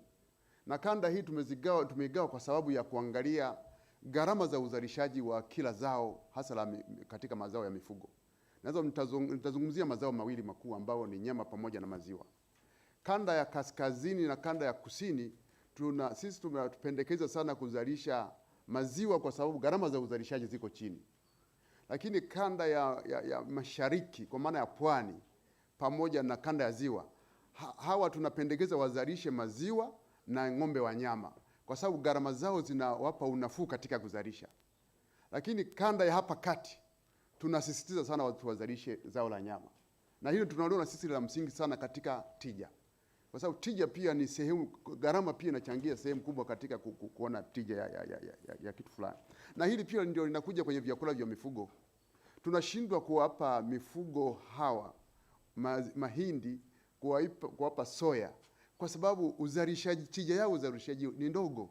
Kiasi kwamba tukipima tunachowapa na tunachowapa kidogo ni kidogo. Kwa hiyo tunadhani kuzalisha kwa kuzingatia kanda hizi kutatusaidia sana kupunguza gharama za uzalishaji na hivyo tija ya mifugo au ya uzalishaji kuongezeka. Lakini pia kuna swala zima la udhibiti wa magonjwa. Nashukuru kwa sababu nadhani limegusiwa katika presentation zote.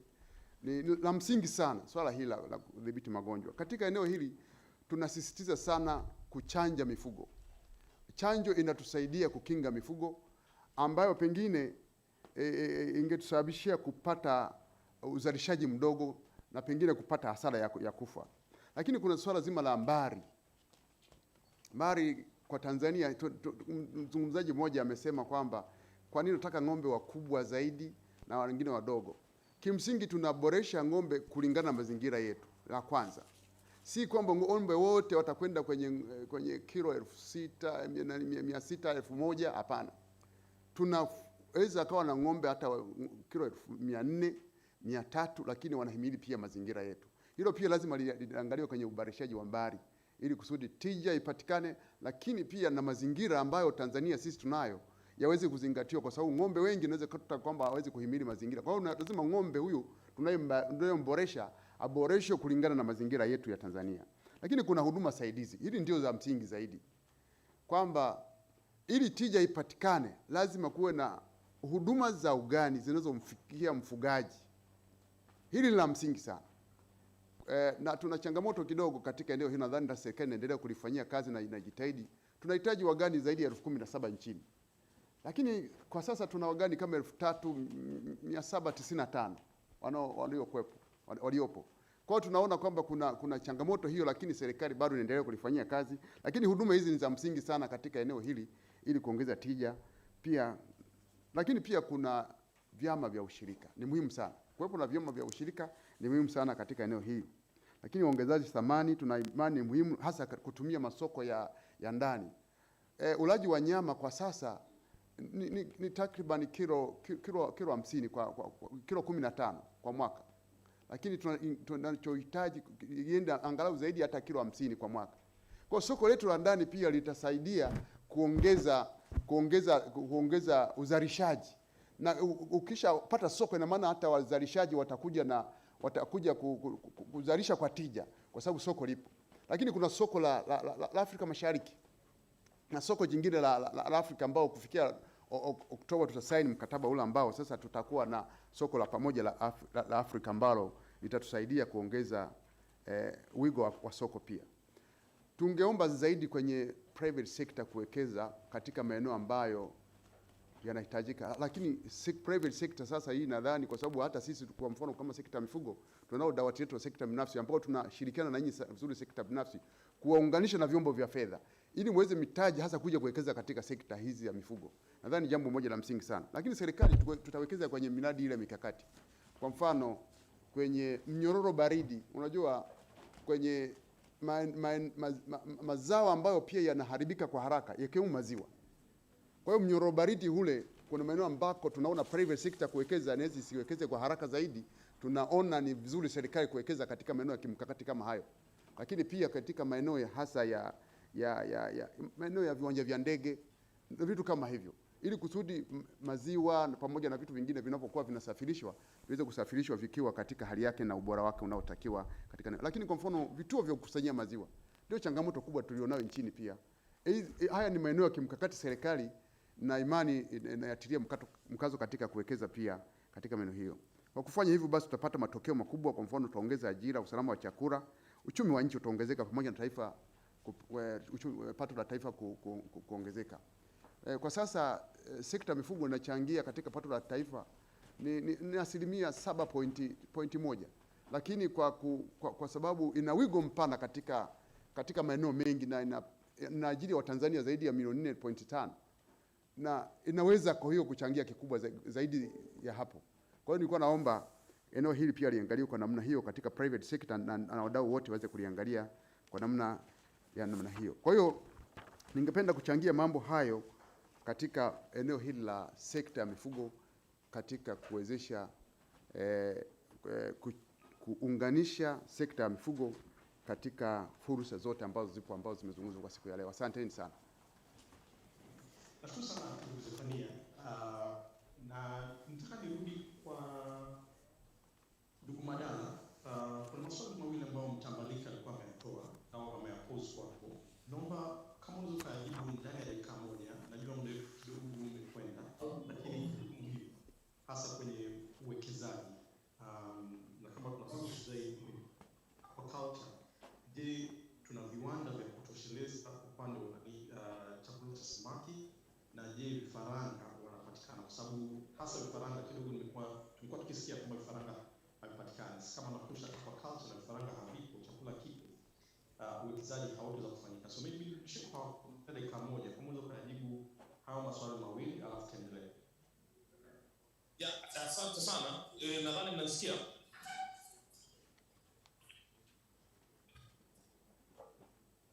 Tunakusikia. Hapo mnasikia? Okay, labda tu nijibu. Kwanza niseme kwamba ufugaji wa samaki ni tasnia ambayo ni ngeni. Bado ni mtoto. Tunasema bado ipo kwenye infancy.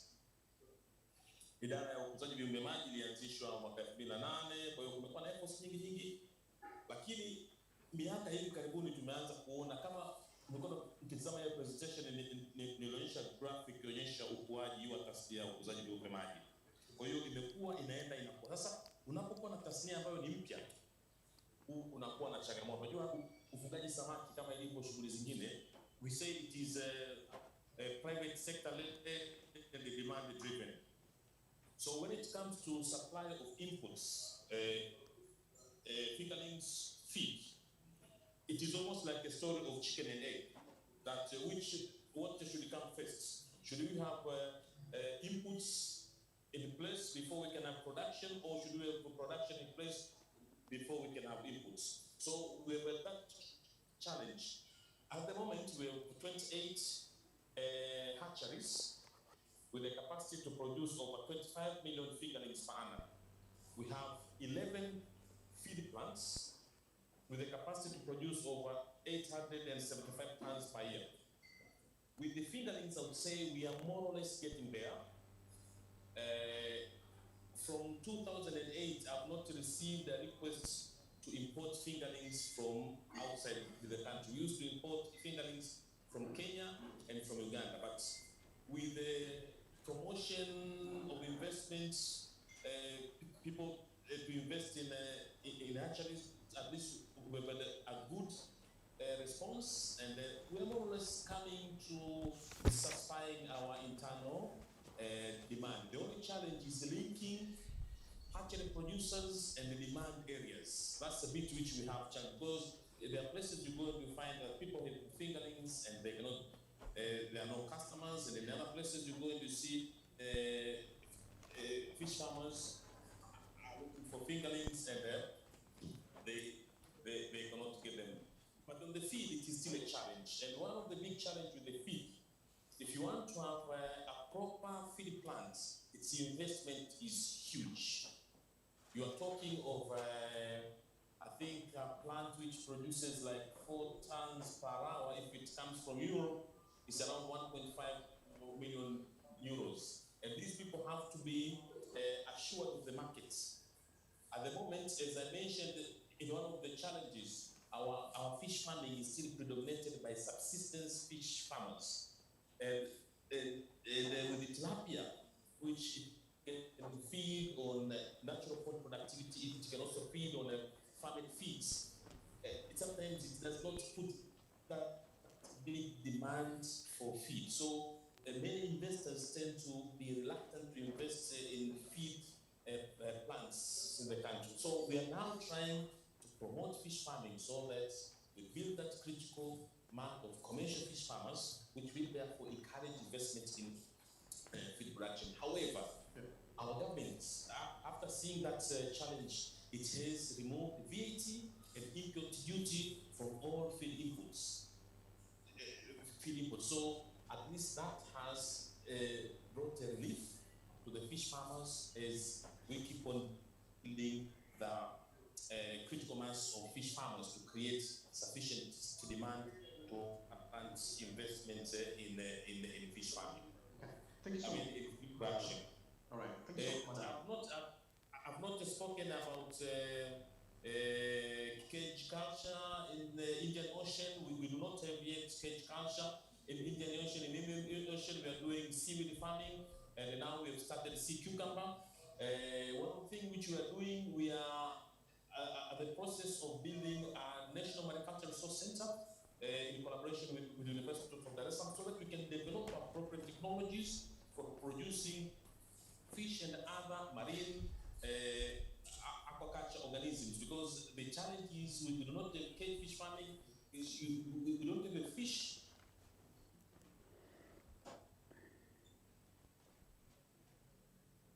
It looks like Madala's screen froze, but I think given that we are also running out of time, I would like to bring this session to a close, given that we have to finish immediately. First of all, I want to thank so much the presenters, everyone who presented papers. Thank you so much for your inputs and insights. Also, I want to thank the panelists. We had a very short time. I would have loved to take a second round of questions with you, but unfortunately, we didn't have enough time. Let me close off with probably 2 reflections. One is, it sounds like there's a lot of regulatory matters that need to be addressed, particularly the poultry sector. If you look at the blue economy and look at aquaculture, there's a lot of potential with it. And I think there's a lot of awareness that has to be built and support provided. But also, one thing we need to look at is equity, so that it's not, when we talk about blue economy and deep sea fishing, we tend to think it's big investors. And how do we make sure that even local SMEs do have a place to play, and I can see some of that is actually reflected in some of the comments online. And then lastly, I will close with reading a few reflections, which are very good from one of the participants online. Anasema wizara na serikali weke nguvu kwenye mfumo rasmi wa masoko, and I believe this is for all products. Pia huyu anasema kwamba sekta binafsi wapewe nafasi ya kutosha, hasa kwenye masuala kama ugali, ambayo itasaidia kwa upande wa serikali. Pia anasema kwamba midahalo ya kisera isilenga wasomi tu wa mjini, lakini wafanyabiashara na wadau walioko katika maeneo ya serikali. Lakini pia tunataka kusema kwamba hamasishaji katika uwekezaji pia walenge wazao. So with that, I would like to bring this to a close. Thank you so much once again. Thank you for interacting with us. Thank you for all those who are online. I'll hand this back to the moderator, Prosper.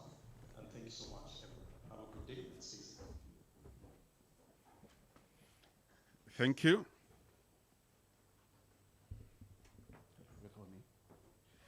Thank you so much, Steve, for very well moderated the discussion. Thank you all presenters and panelists. It was very rich. The problem is always time, but at least the key issues have been coming up.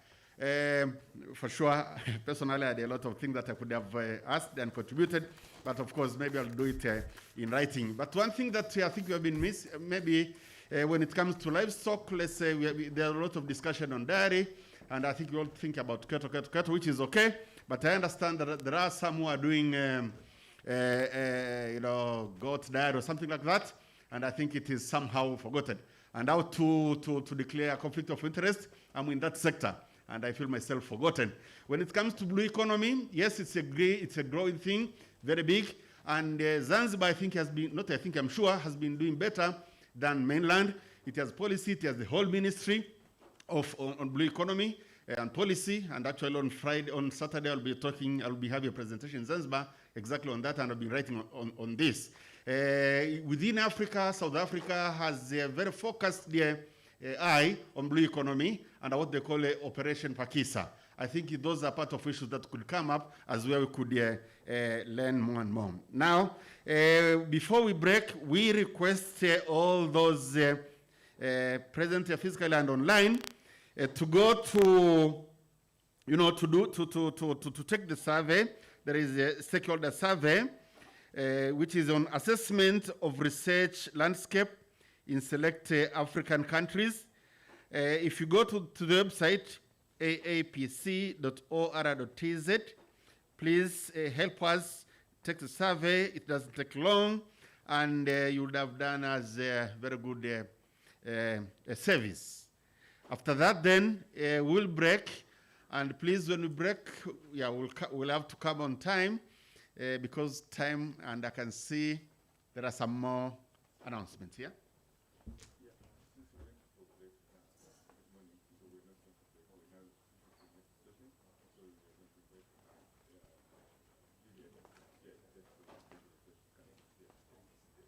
Yeah, thank you. Sorry? Yeah. So I'm told that we started with a break. How do we start with a break? But we started with a break.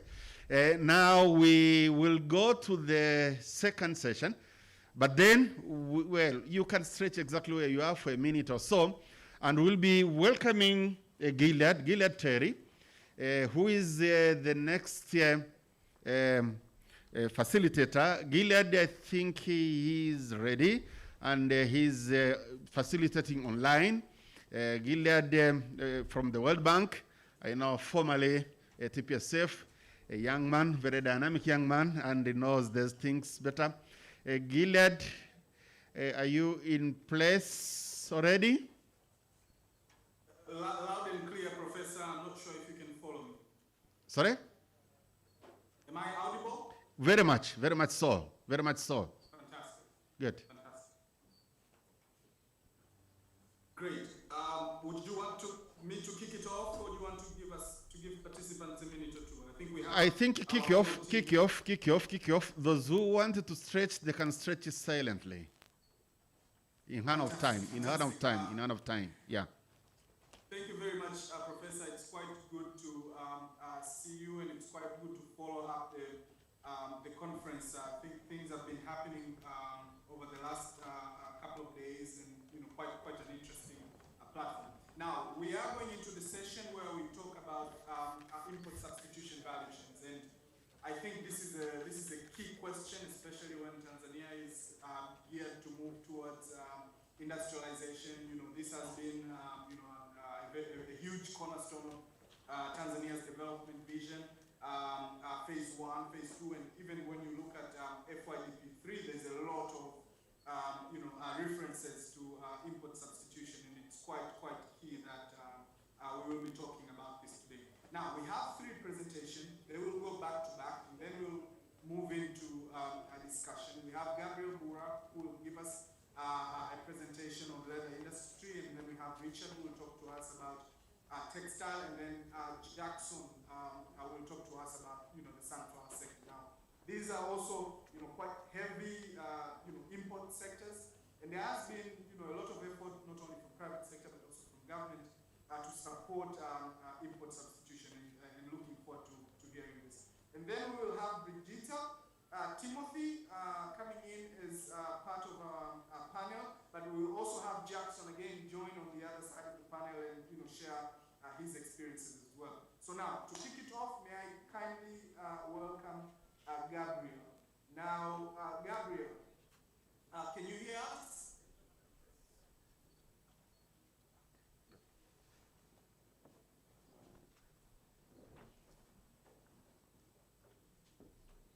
Gabriel, are you ready to go? Yes, I'm ready. Thank you, Gillet. Fantastic. Would you want me to project your presentation from my screen? Yes, project it. Fantastic. In a minute.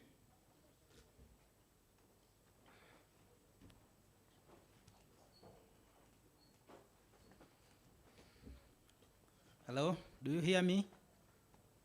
Hello, good morning. My name is Gabriel Bura. I'm from Ministry of Livestock and Fisheries, and I'm working at the ministry headquarters in Dodoma. And I'm here to present, I don't see my presentation if it is beamed there. It's there. Okay. Okay, fine, thank you. As I've said, I'm here to present the potential of leather industry within Tanzania input substitution value chain. And first of all, I would like to inform you that Tanzania is the second country with large population of cattle, which is predicted to have 33.9 million cattle, according to National Bureau of Statistics. That is as per a census of 2020. And it is second after Ethiopia, having 52 million cattle.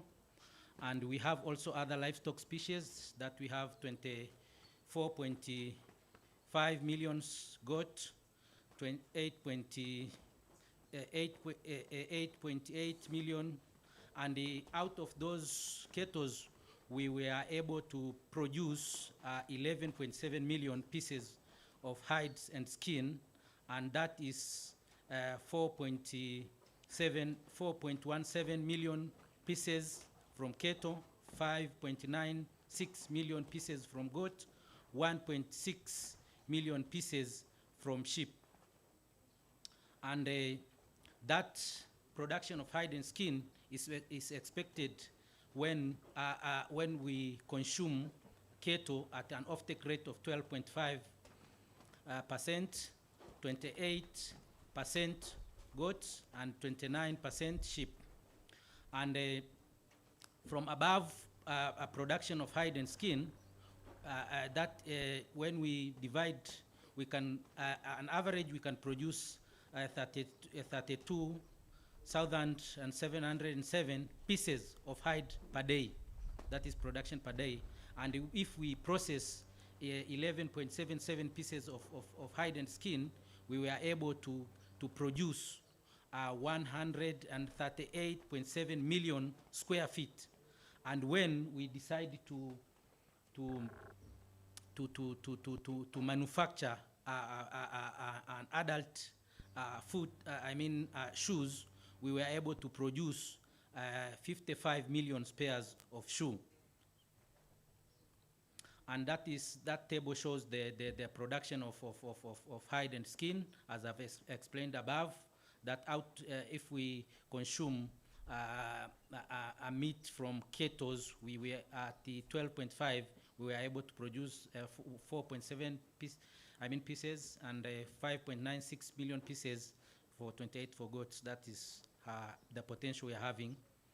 And also, we were having about 4 tanneries that process hide and skin with the capacity of processing 2.19 pieces per year and 14.5 million pieces of skin per year. Out of those 4 tanneries that we are able to process that amount of hide, you can see we are able to produce 4 million, but the capacity of tanneries is only to process 2.1 million pieces. And for goats, we were able to produce almost a double amount of the hide we are having in the country. Unfortunately, those 4 tanneries are able to process, they are working at only 20%. So you can see the large amount of hide and skin are being roasted out there and processed. Now that is the tanneries we are having. We have Moshi tanneries and planters that is located in Kilimanjaro with capacity to process 216,000 pieces of hide. We have Moshi leather, and the amount is there. We have Ase leather, that is newly, renovated tanneries, which is located in Morogoro, with the highest capacity to process 1.8 million pieces of hide and skin per year. That is almost 5,000 pieces per day. And we're having Fizz tanneries in Bagamoyo, that is under EPZA, with the capacity to process, 365,000 pieces of hides. But this factory, this tannery is specialized with hide, with the skins processing, and it's working on and off. Also, we have 6 factories that are manufacturing, footwear, and with those 4 factories, we were able to produce 3 million pairs of shoes per year. And while from the Tanzania Revenue Authority, TRA, Tanzania imports more than 54 million pieces of footwear annually. That, and most of it are coming from synthetic plastic material or used shoe known as mitumba. Also, we are producing we have a newly built leather industry located in Kilimanjaro, known as Kilimanjaro International Leather Company, previously known as Karanga, with capacity to process 185,000 pieces of leather articles, that is handbag, belt, key holders, lamp holders, and so many leather particles, and also to produce 4,000 pairs of shoes per day. And also, we are producing more than 720,000 pairs of shoes from SMEs that we see Masai working with the sandals, shoes on the street all over in the big cities that are being produced from small scale enterprises with the capacity to produce about 10 pairs to 50 pairs per day. Or you can see that are contributing more than half of the product that we are producing within the countries.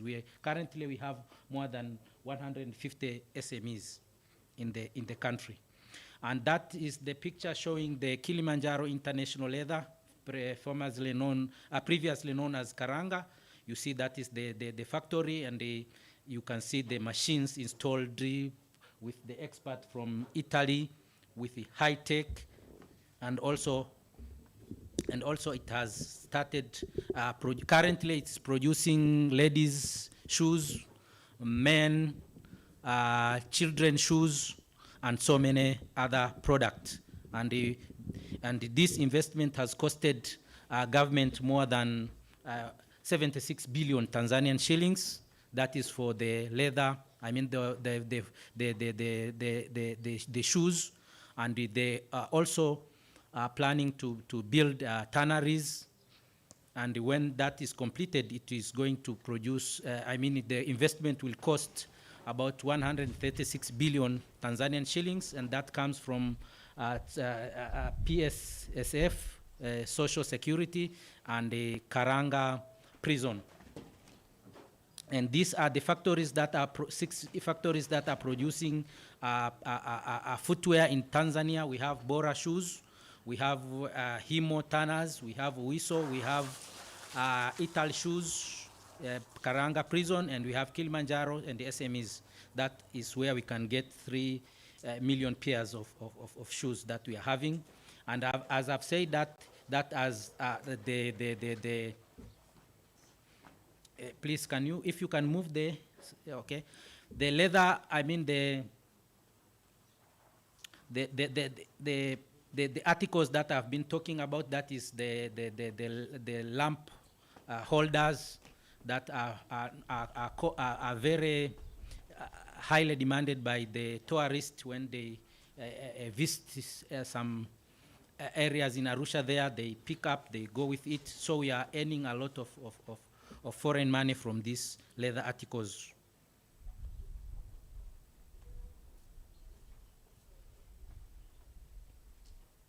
Sorry. Also, out of this, the hide production of hide and skin, and we had a directive from head of state from East African community that they have agreed that we need to industrialize leather and the cotton industries. So they decide to put some of the strategies. Among of those strategies is to ban exportation of raw hide, that is material for leather industry and textile, outside of the country, so that the local factories will get raw material. So Tanzania has decided to implement that strategies by putting export levy for exportation of raw hides outside the countries, and that levies has been increasing from year to year, and currently it is 80% export FOB value for raw hides and skin, or $0.52 per kilograms. And out of that, and out of those levies, we have been able to collect. We have been able to collect. You see, the collection has been increasing from year to year. And currently, we have reached a collection of 8 billion per year from those 8. And something interesting is that we get 8 billion from selling about 1,000 pieces of hide and skin per year. And if you can recall back, I've said that the capacity of Tanzania is to produce 11.7 billion pieces of hide and skin. And out of those, if we export only at 80%, by charging 80%, we have been able to collect 8 billion per year. And now, let me take you through the potential that we are having in the country that will exploit that huge resources of hide and skin we're having in the countries. Currently, we have a lot.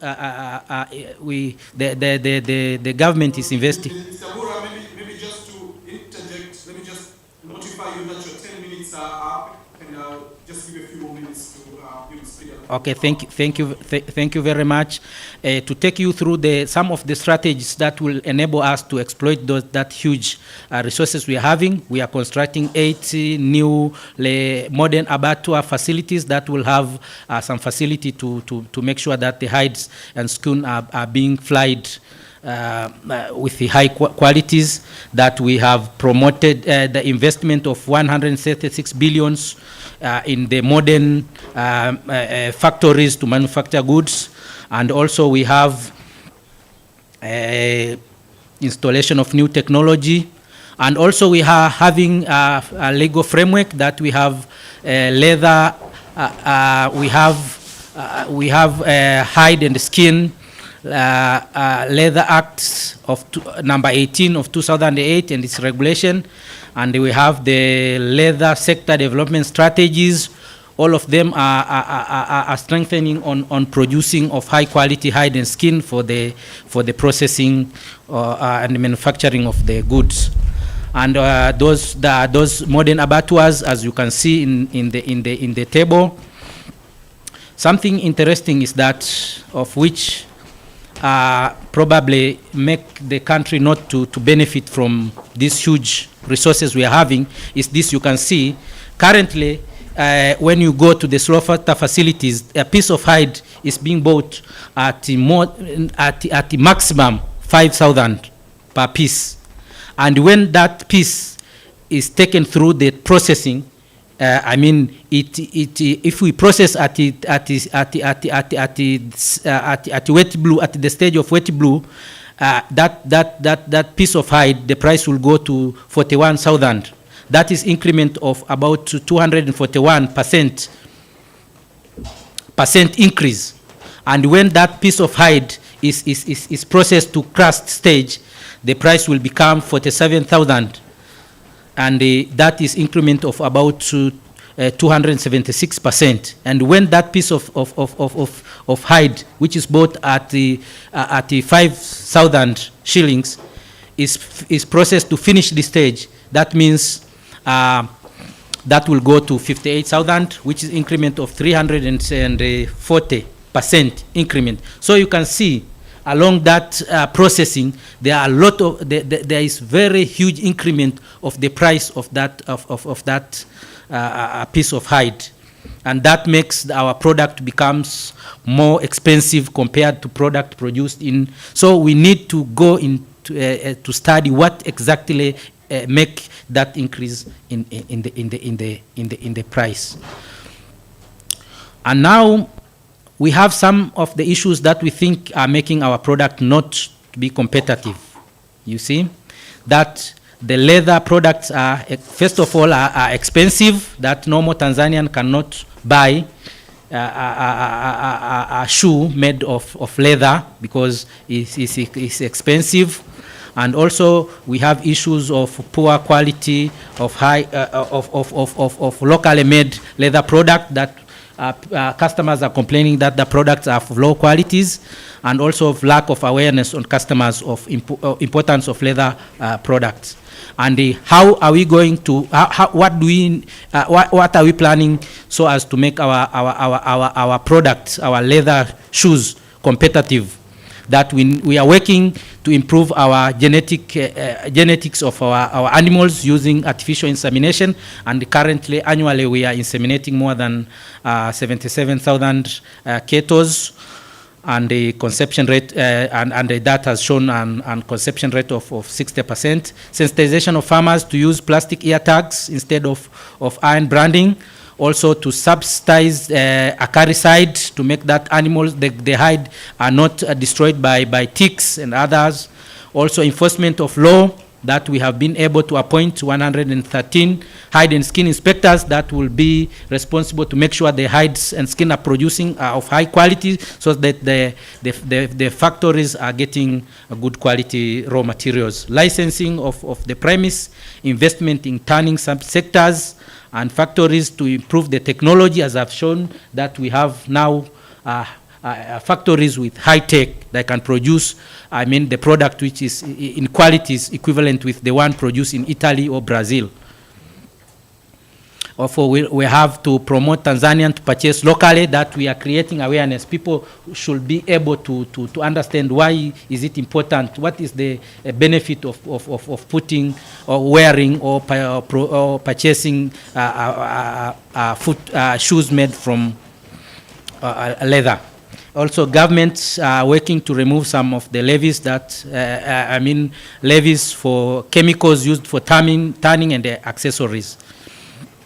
In conclusion, what we are saying, when we implement all these strategies that I've mentioned above, we are sure that our product cost will be will decrease, and when the customers are aware of this, the production of leather product within the countries, and we are sure that they will purchase it, and they will be able to exploit the potential we are having of the leather, of the hide and skin in the country. And lastly, thank you for the listening. We truly appreciate that, and thank you very much for that very good presentation and quite detailed. Now, Richard, you're next, and then we'll be talking about the textile industry. Now, as you're setting up, I'd like just to cue in a question for Timothy, who will be coming next. Timothy, we understand that you represent the Agricultural Council of Tanzania, and this whole space is under you. And some quite interesting statistics coming in. I mean, the same amount of money we get from levies is the same amount of money we get from export. I mean, what's the issue now with our leather industry? Should we tax it more? Should we, what should we do? So, what is the problem, and what is ACT recommending in this space? Now, Richard, are you going to project your own presentation? Yes, please. By all means, go ahead. Yeah, would I request if you can see my presentation already? I've shared my screen.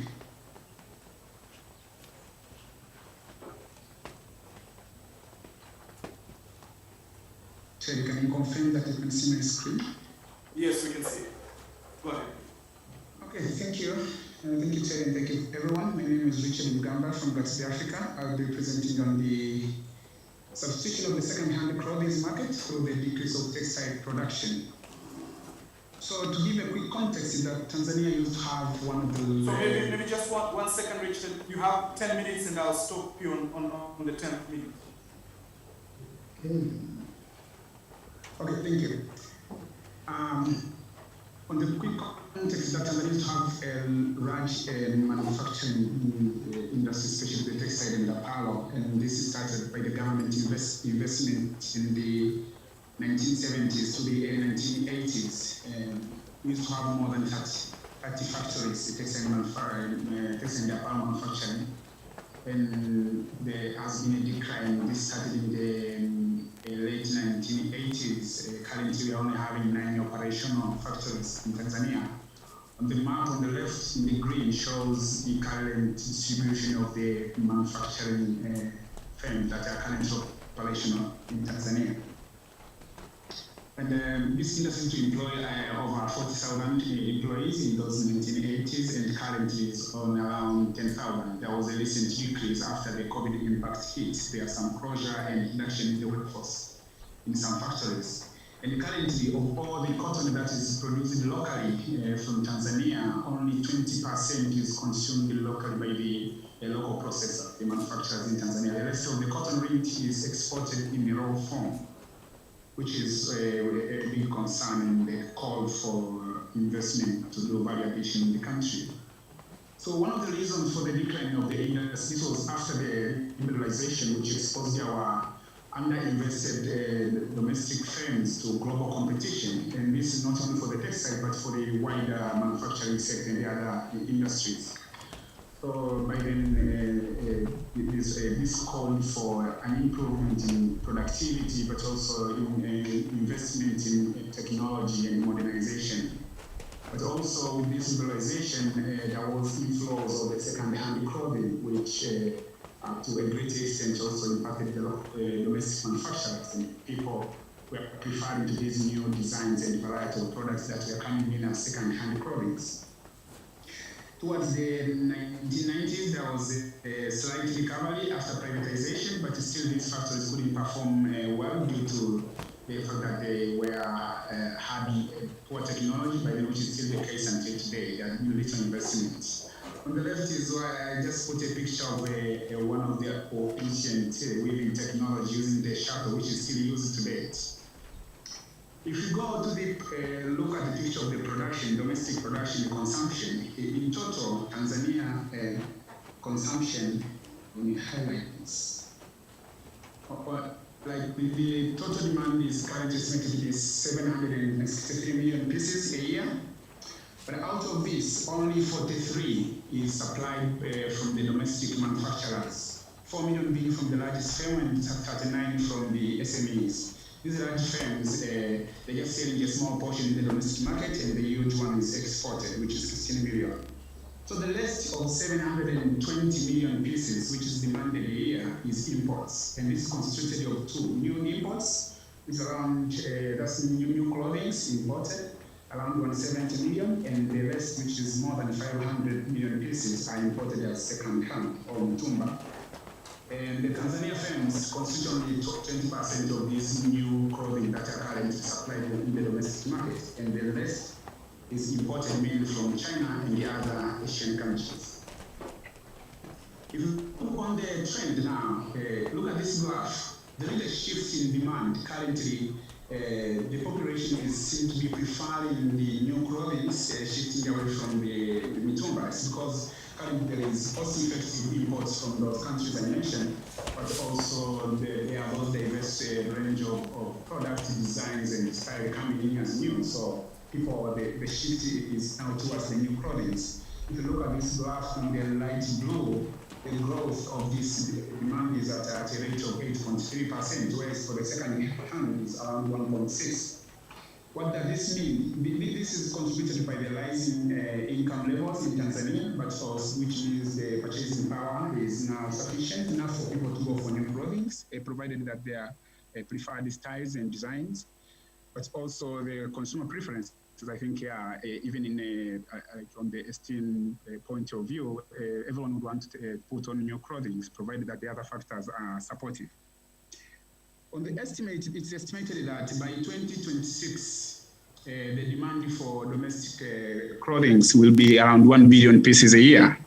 And if this trend of growth continues, that means the new clothing will be constituting 76%, and the second hand will be 24%.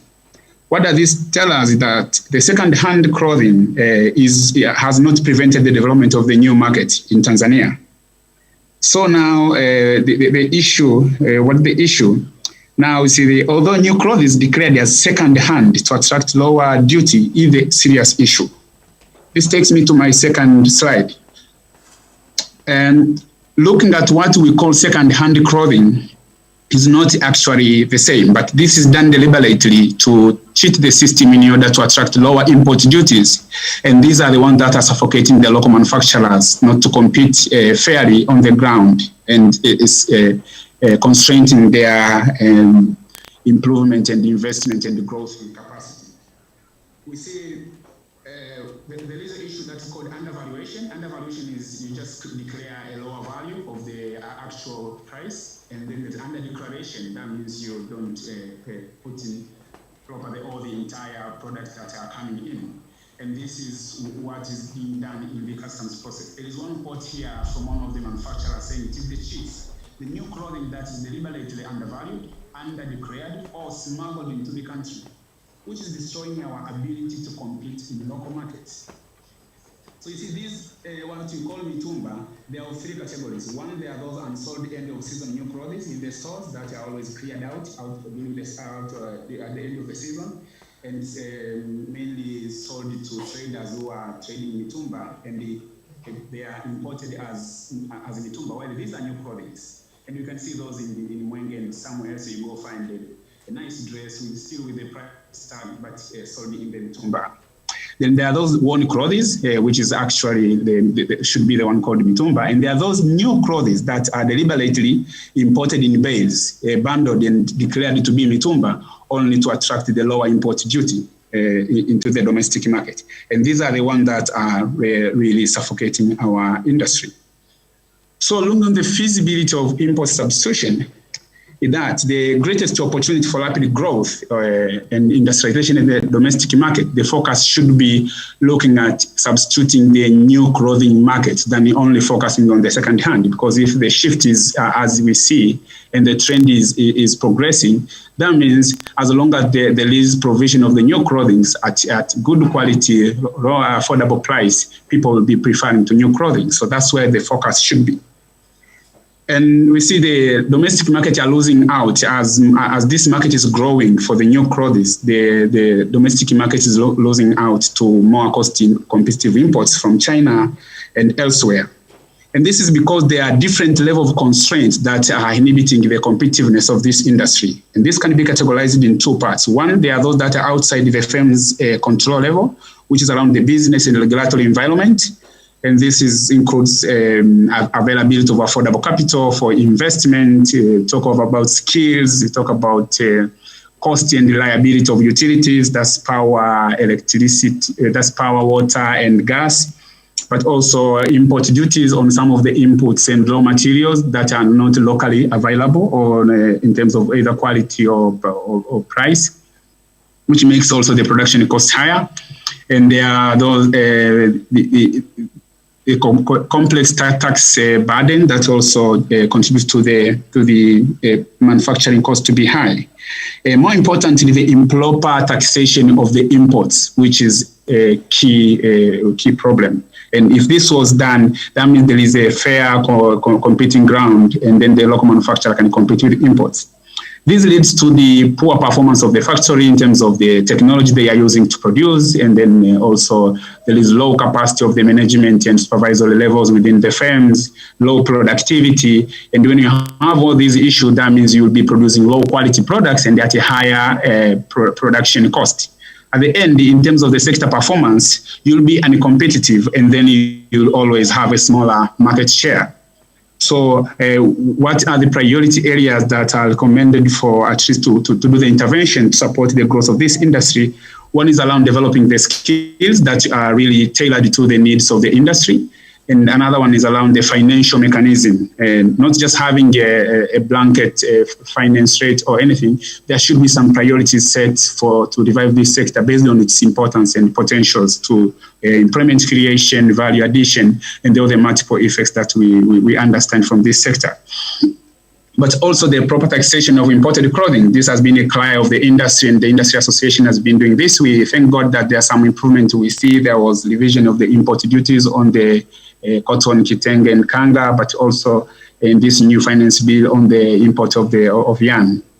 Another part is around the efficient customs processes, because we need to have efficient customs process in terms of the infrastructure, but also the processes. And this is how we are going to attract FDI's investment into the sector, but also eliminate these other associated costs of delays and multiple inspections. But also the ease of doing business, need to improve and streamlining the duplicative regulations. We understand that there are a lot has been being done in the business environment blueprint action. So implementation of this at least will bring ease. And lastly, but not least, the development of the base infrastructure into earmarked special economic zones in order to provide service land to attract FDIs, but also to attract even domestic investors who are willing to get into this space for manufacturing. And that's the end of my presentation, and thank you. Richard, that was 10 minutes plus a few seconds. So thank you very much for being quite flawless, and I truly appreciate it. So Jackson, you're next, but I will just cue in a bit of a question to the panelists, and this might come to you, Timothy as well from ACT, and Brigitte. Now, if we want investment to come in textile, we need spaces, right? We need EPZ, we need serviced land so that investments can come in. Now the question is, should the investment come in and then see how we support and develop it, or should we build first and then hope that they come, which they still would have an option to go to, let's say, Rwanda, Ethiopia. So what do we do to attract a large-scale investment in textile, which has been really, really slow going for the last 4 or 5 years, to actually really take advantage and substitute the manufacturing industries that we want? So looking forward to catching up with that question during the panel session. Over to you, Jackson, for your presentation. You have 10 minutes. I'll pause you on the 10th minute. Great. Thank you so much, Gilad, and I hope I'm audible and clear. Please confirm if that's true. You're loud and clear. Good to hear from you, Jackson. Over to you. Okay, great. So hi, everyone. I'm Jackson Mahenge I work for Dalberg, and I'll be taking you through the presentation, this presentation, and it's the work that Dalberg did in collaboration with some few other stakeholders, including ANSAF, TADB, AMDT, SAGCOT, and USAID.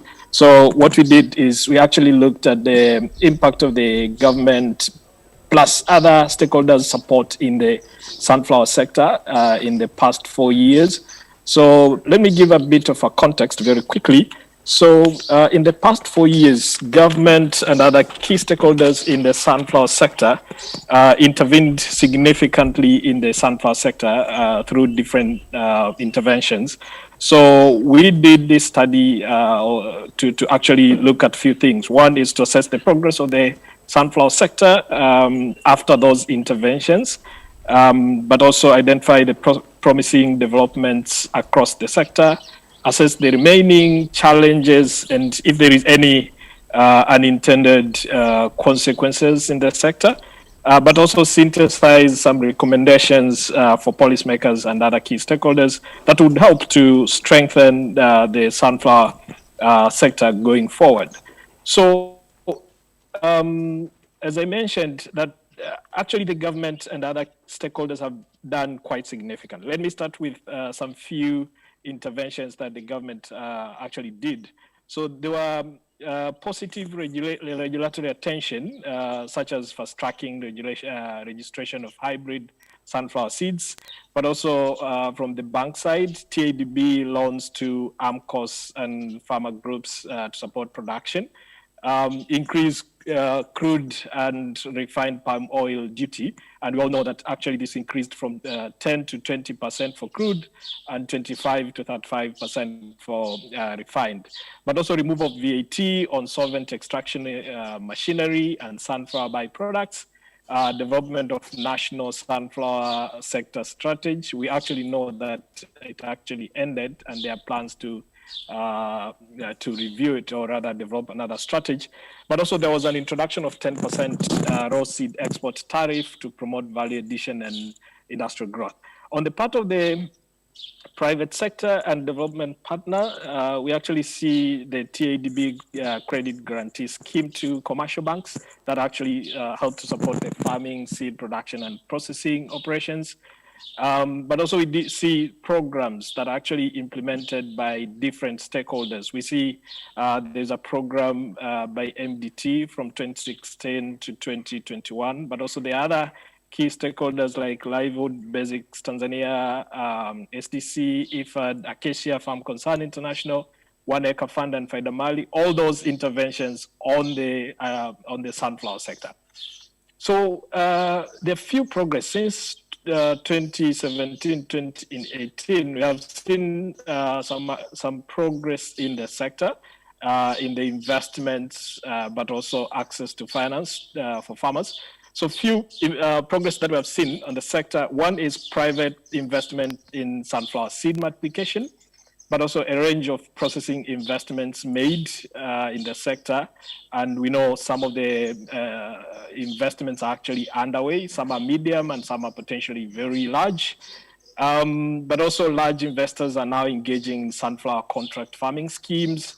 But also sunflower farmers are experiencing improved access to finance, but also access to seeds, access to improved seeds.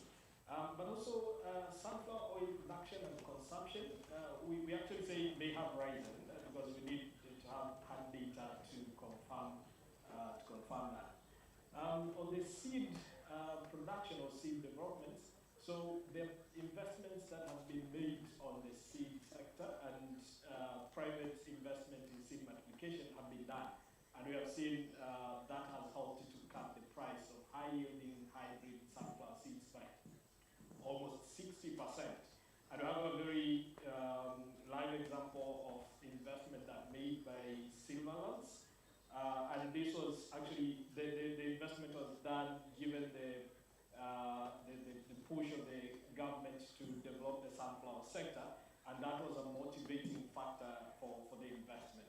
And that investment, Silverland's investment in hybrid seeds, this is the first in Tanzania, but also it will actually cut the cost or the price of the hybrid seeds to below half of the imported hybrid seeds. But also there are some other companies that actually, we see there is East Africa Seeds is also releasing 4 new varieties of improved seed, sunflower seeds, but also Tari Ilonga is improving record seed. So all these interventions in the seeds actually have positive benefits in terms of cutting the cost of the seeds, but also the price goes down and farmers are able to access hybrid seeds. On processing, we're actually seeing a range of investments that have been made in the sunflower sector. And that's in new processing plants, but also expansion of the So we have seen, and here we have tried to highlight some new refineries in Tanzania that actually came in since 2017. We have KCCL, Nyarusai, all these in Kahama with different capabilities. Gilitu Enterprises in Shinyanga, Pyxus in Dodoma, Kistec, Mount Meru. Actually, Mount Meru is an additional plant. All this in Singida. If you look at the map shows the new refineries that have actually been put in place after 2017, where we see all these, a lot of initiatives or rather interventions have been made. So let's take an example of Pyxus Investment, which is actually a company, a corporate investor based in Dodoma. So Pyxus have invested in solvent extraction technology and also farmer support services. So Pyxus has invested due to improved economics because of the tariff protection. And that was a really motivating factor for the investor to actually invest in the sunflower. So has invested over $15 million in sunflower processing, actually sourcing more than 12,000 metric tons per year and engaging more than 5,000 smallholder farmers. And they're actually looking forward to double its investment in the next 2 to 3 years, and if the current tariff regime actually remains the same. So we're seeing Pyxus will provide a guaranteed market and higher prices for farmers.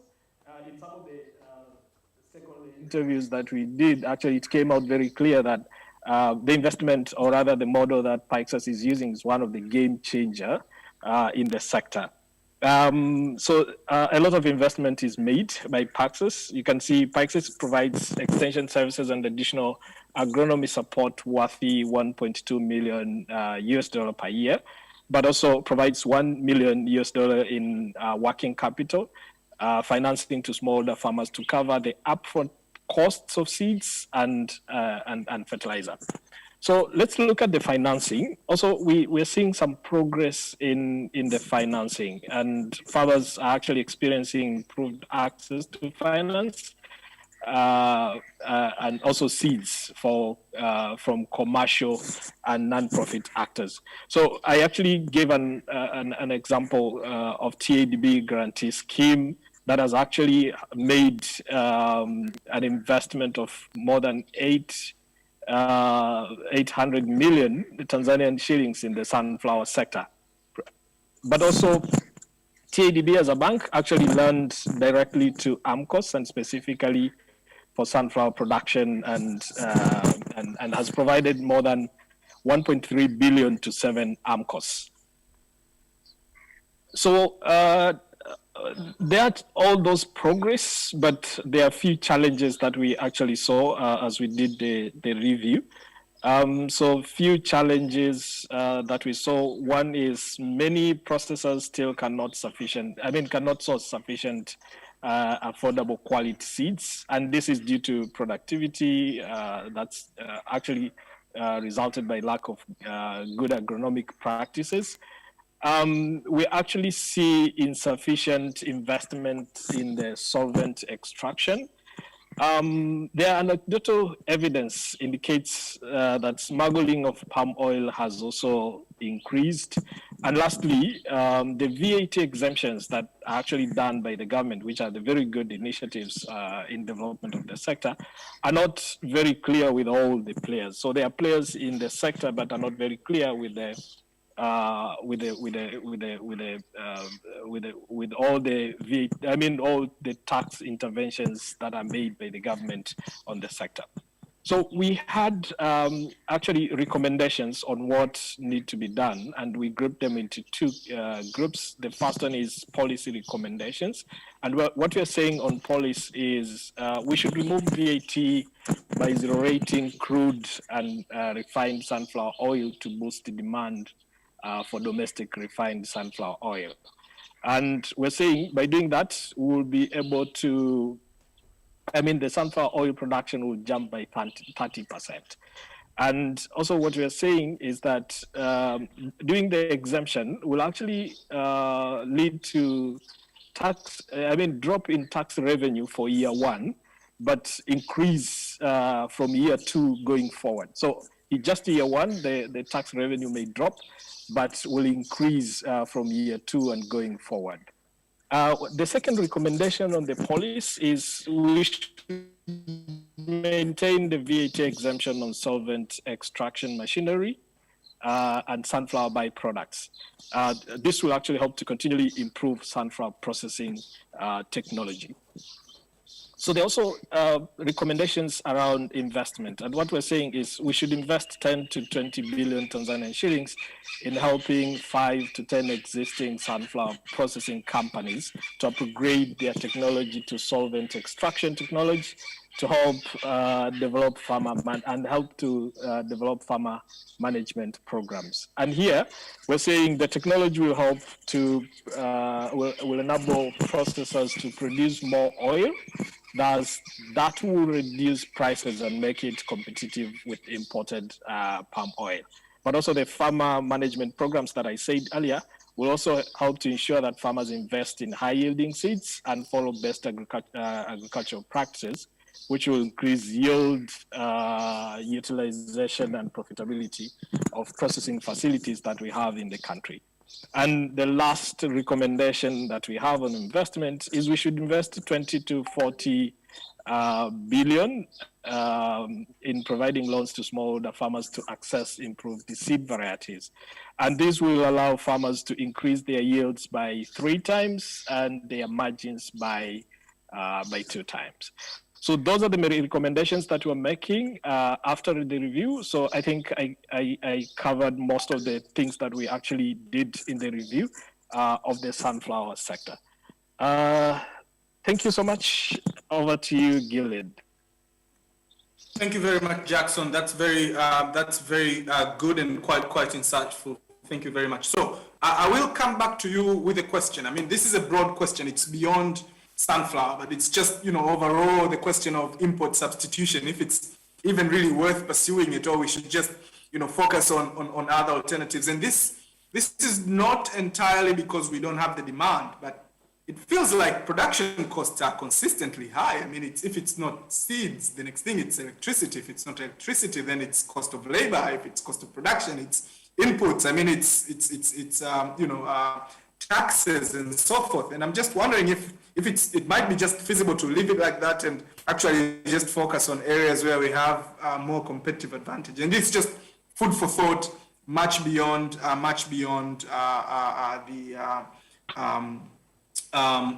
sector that you're focusing on. Now, Brigitte, let's move into the panel.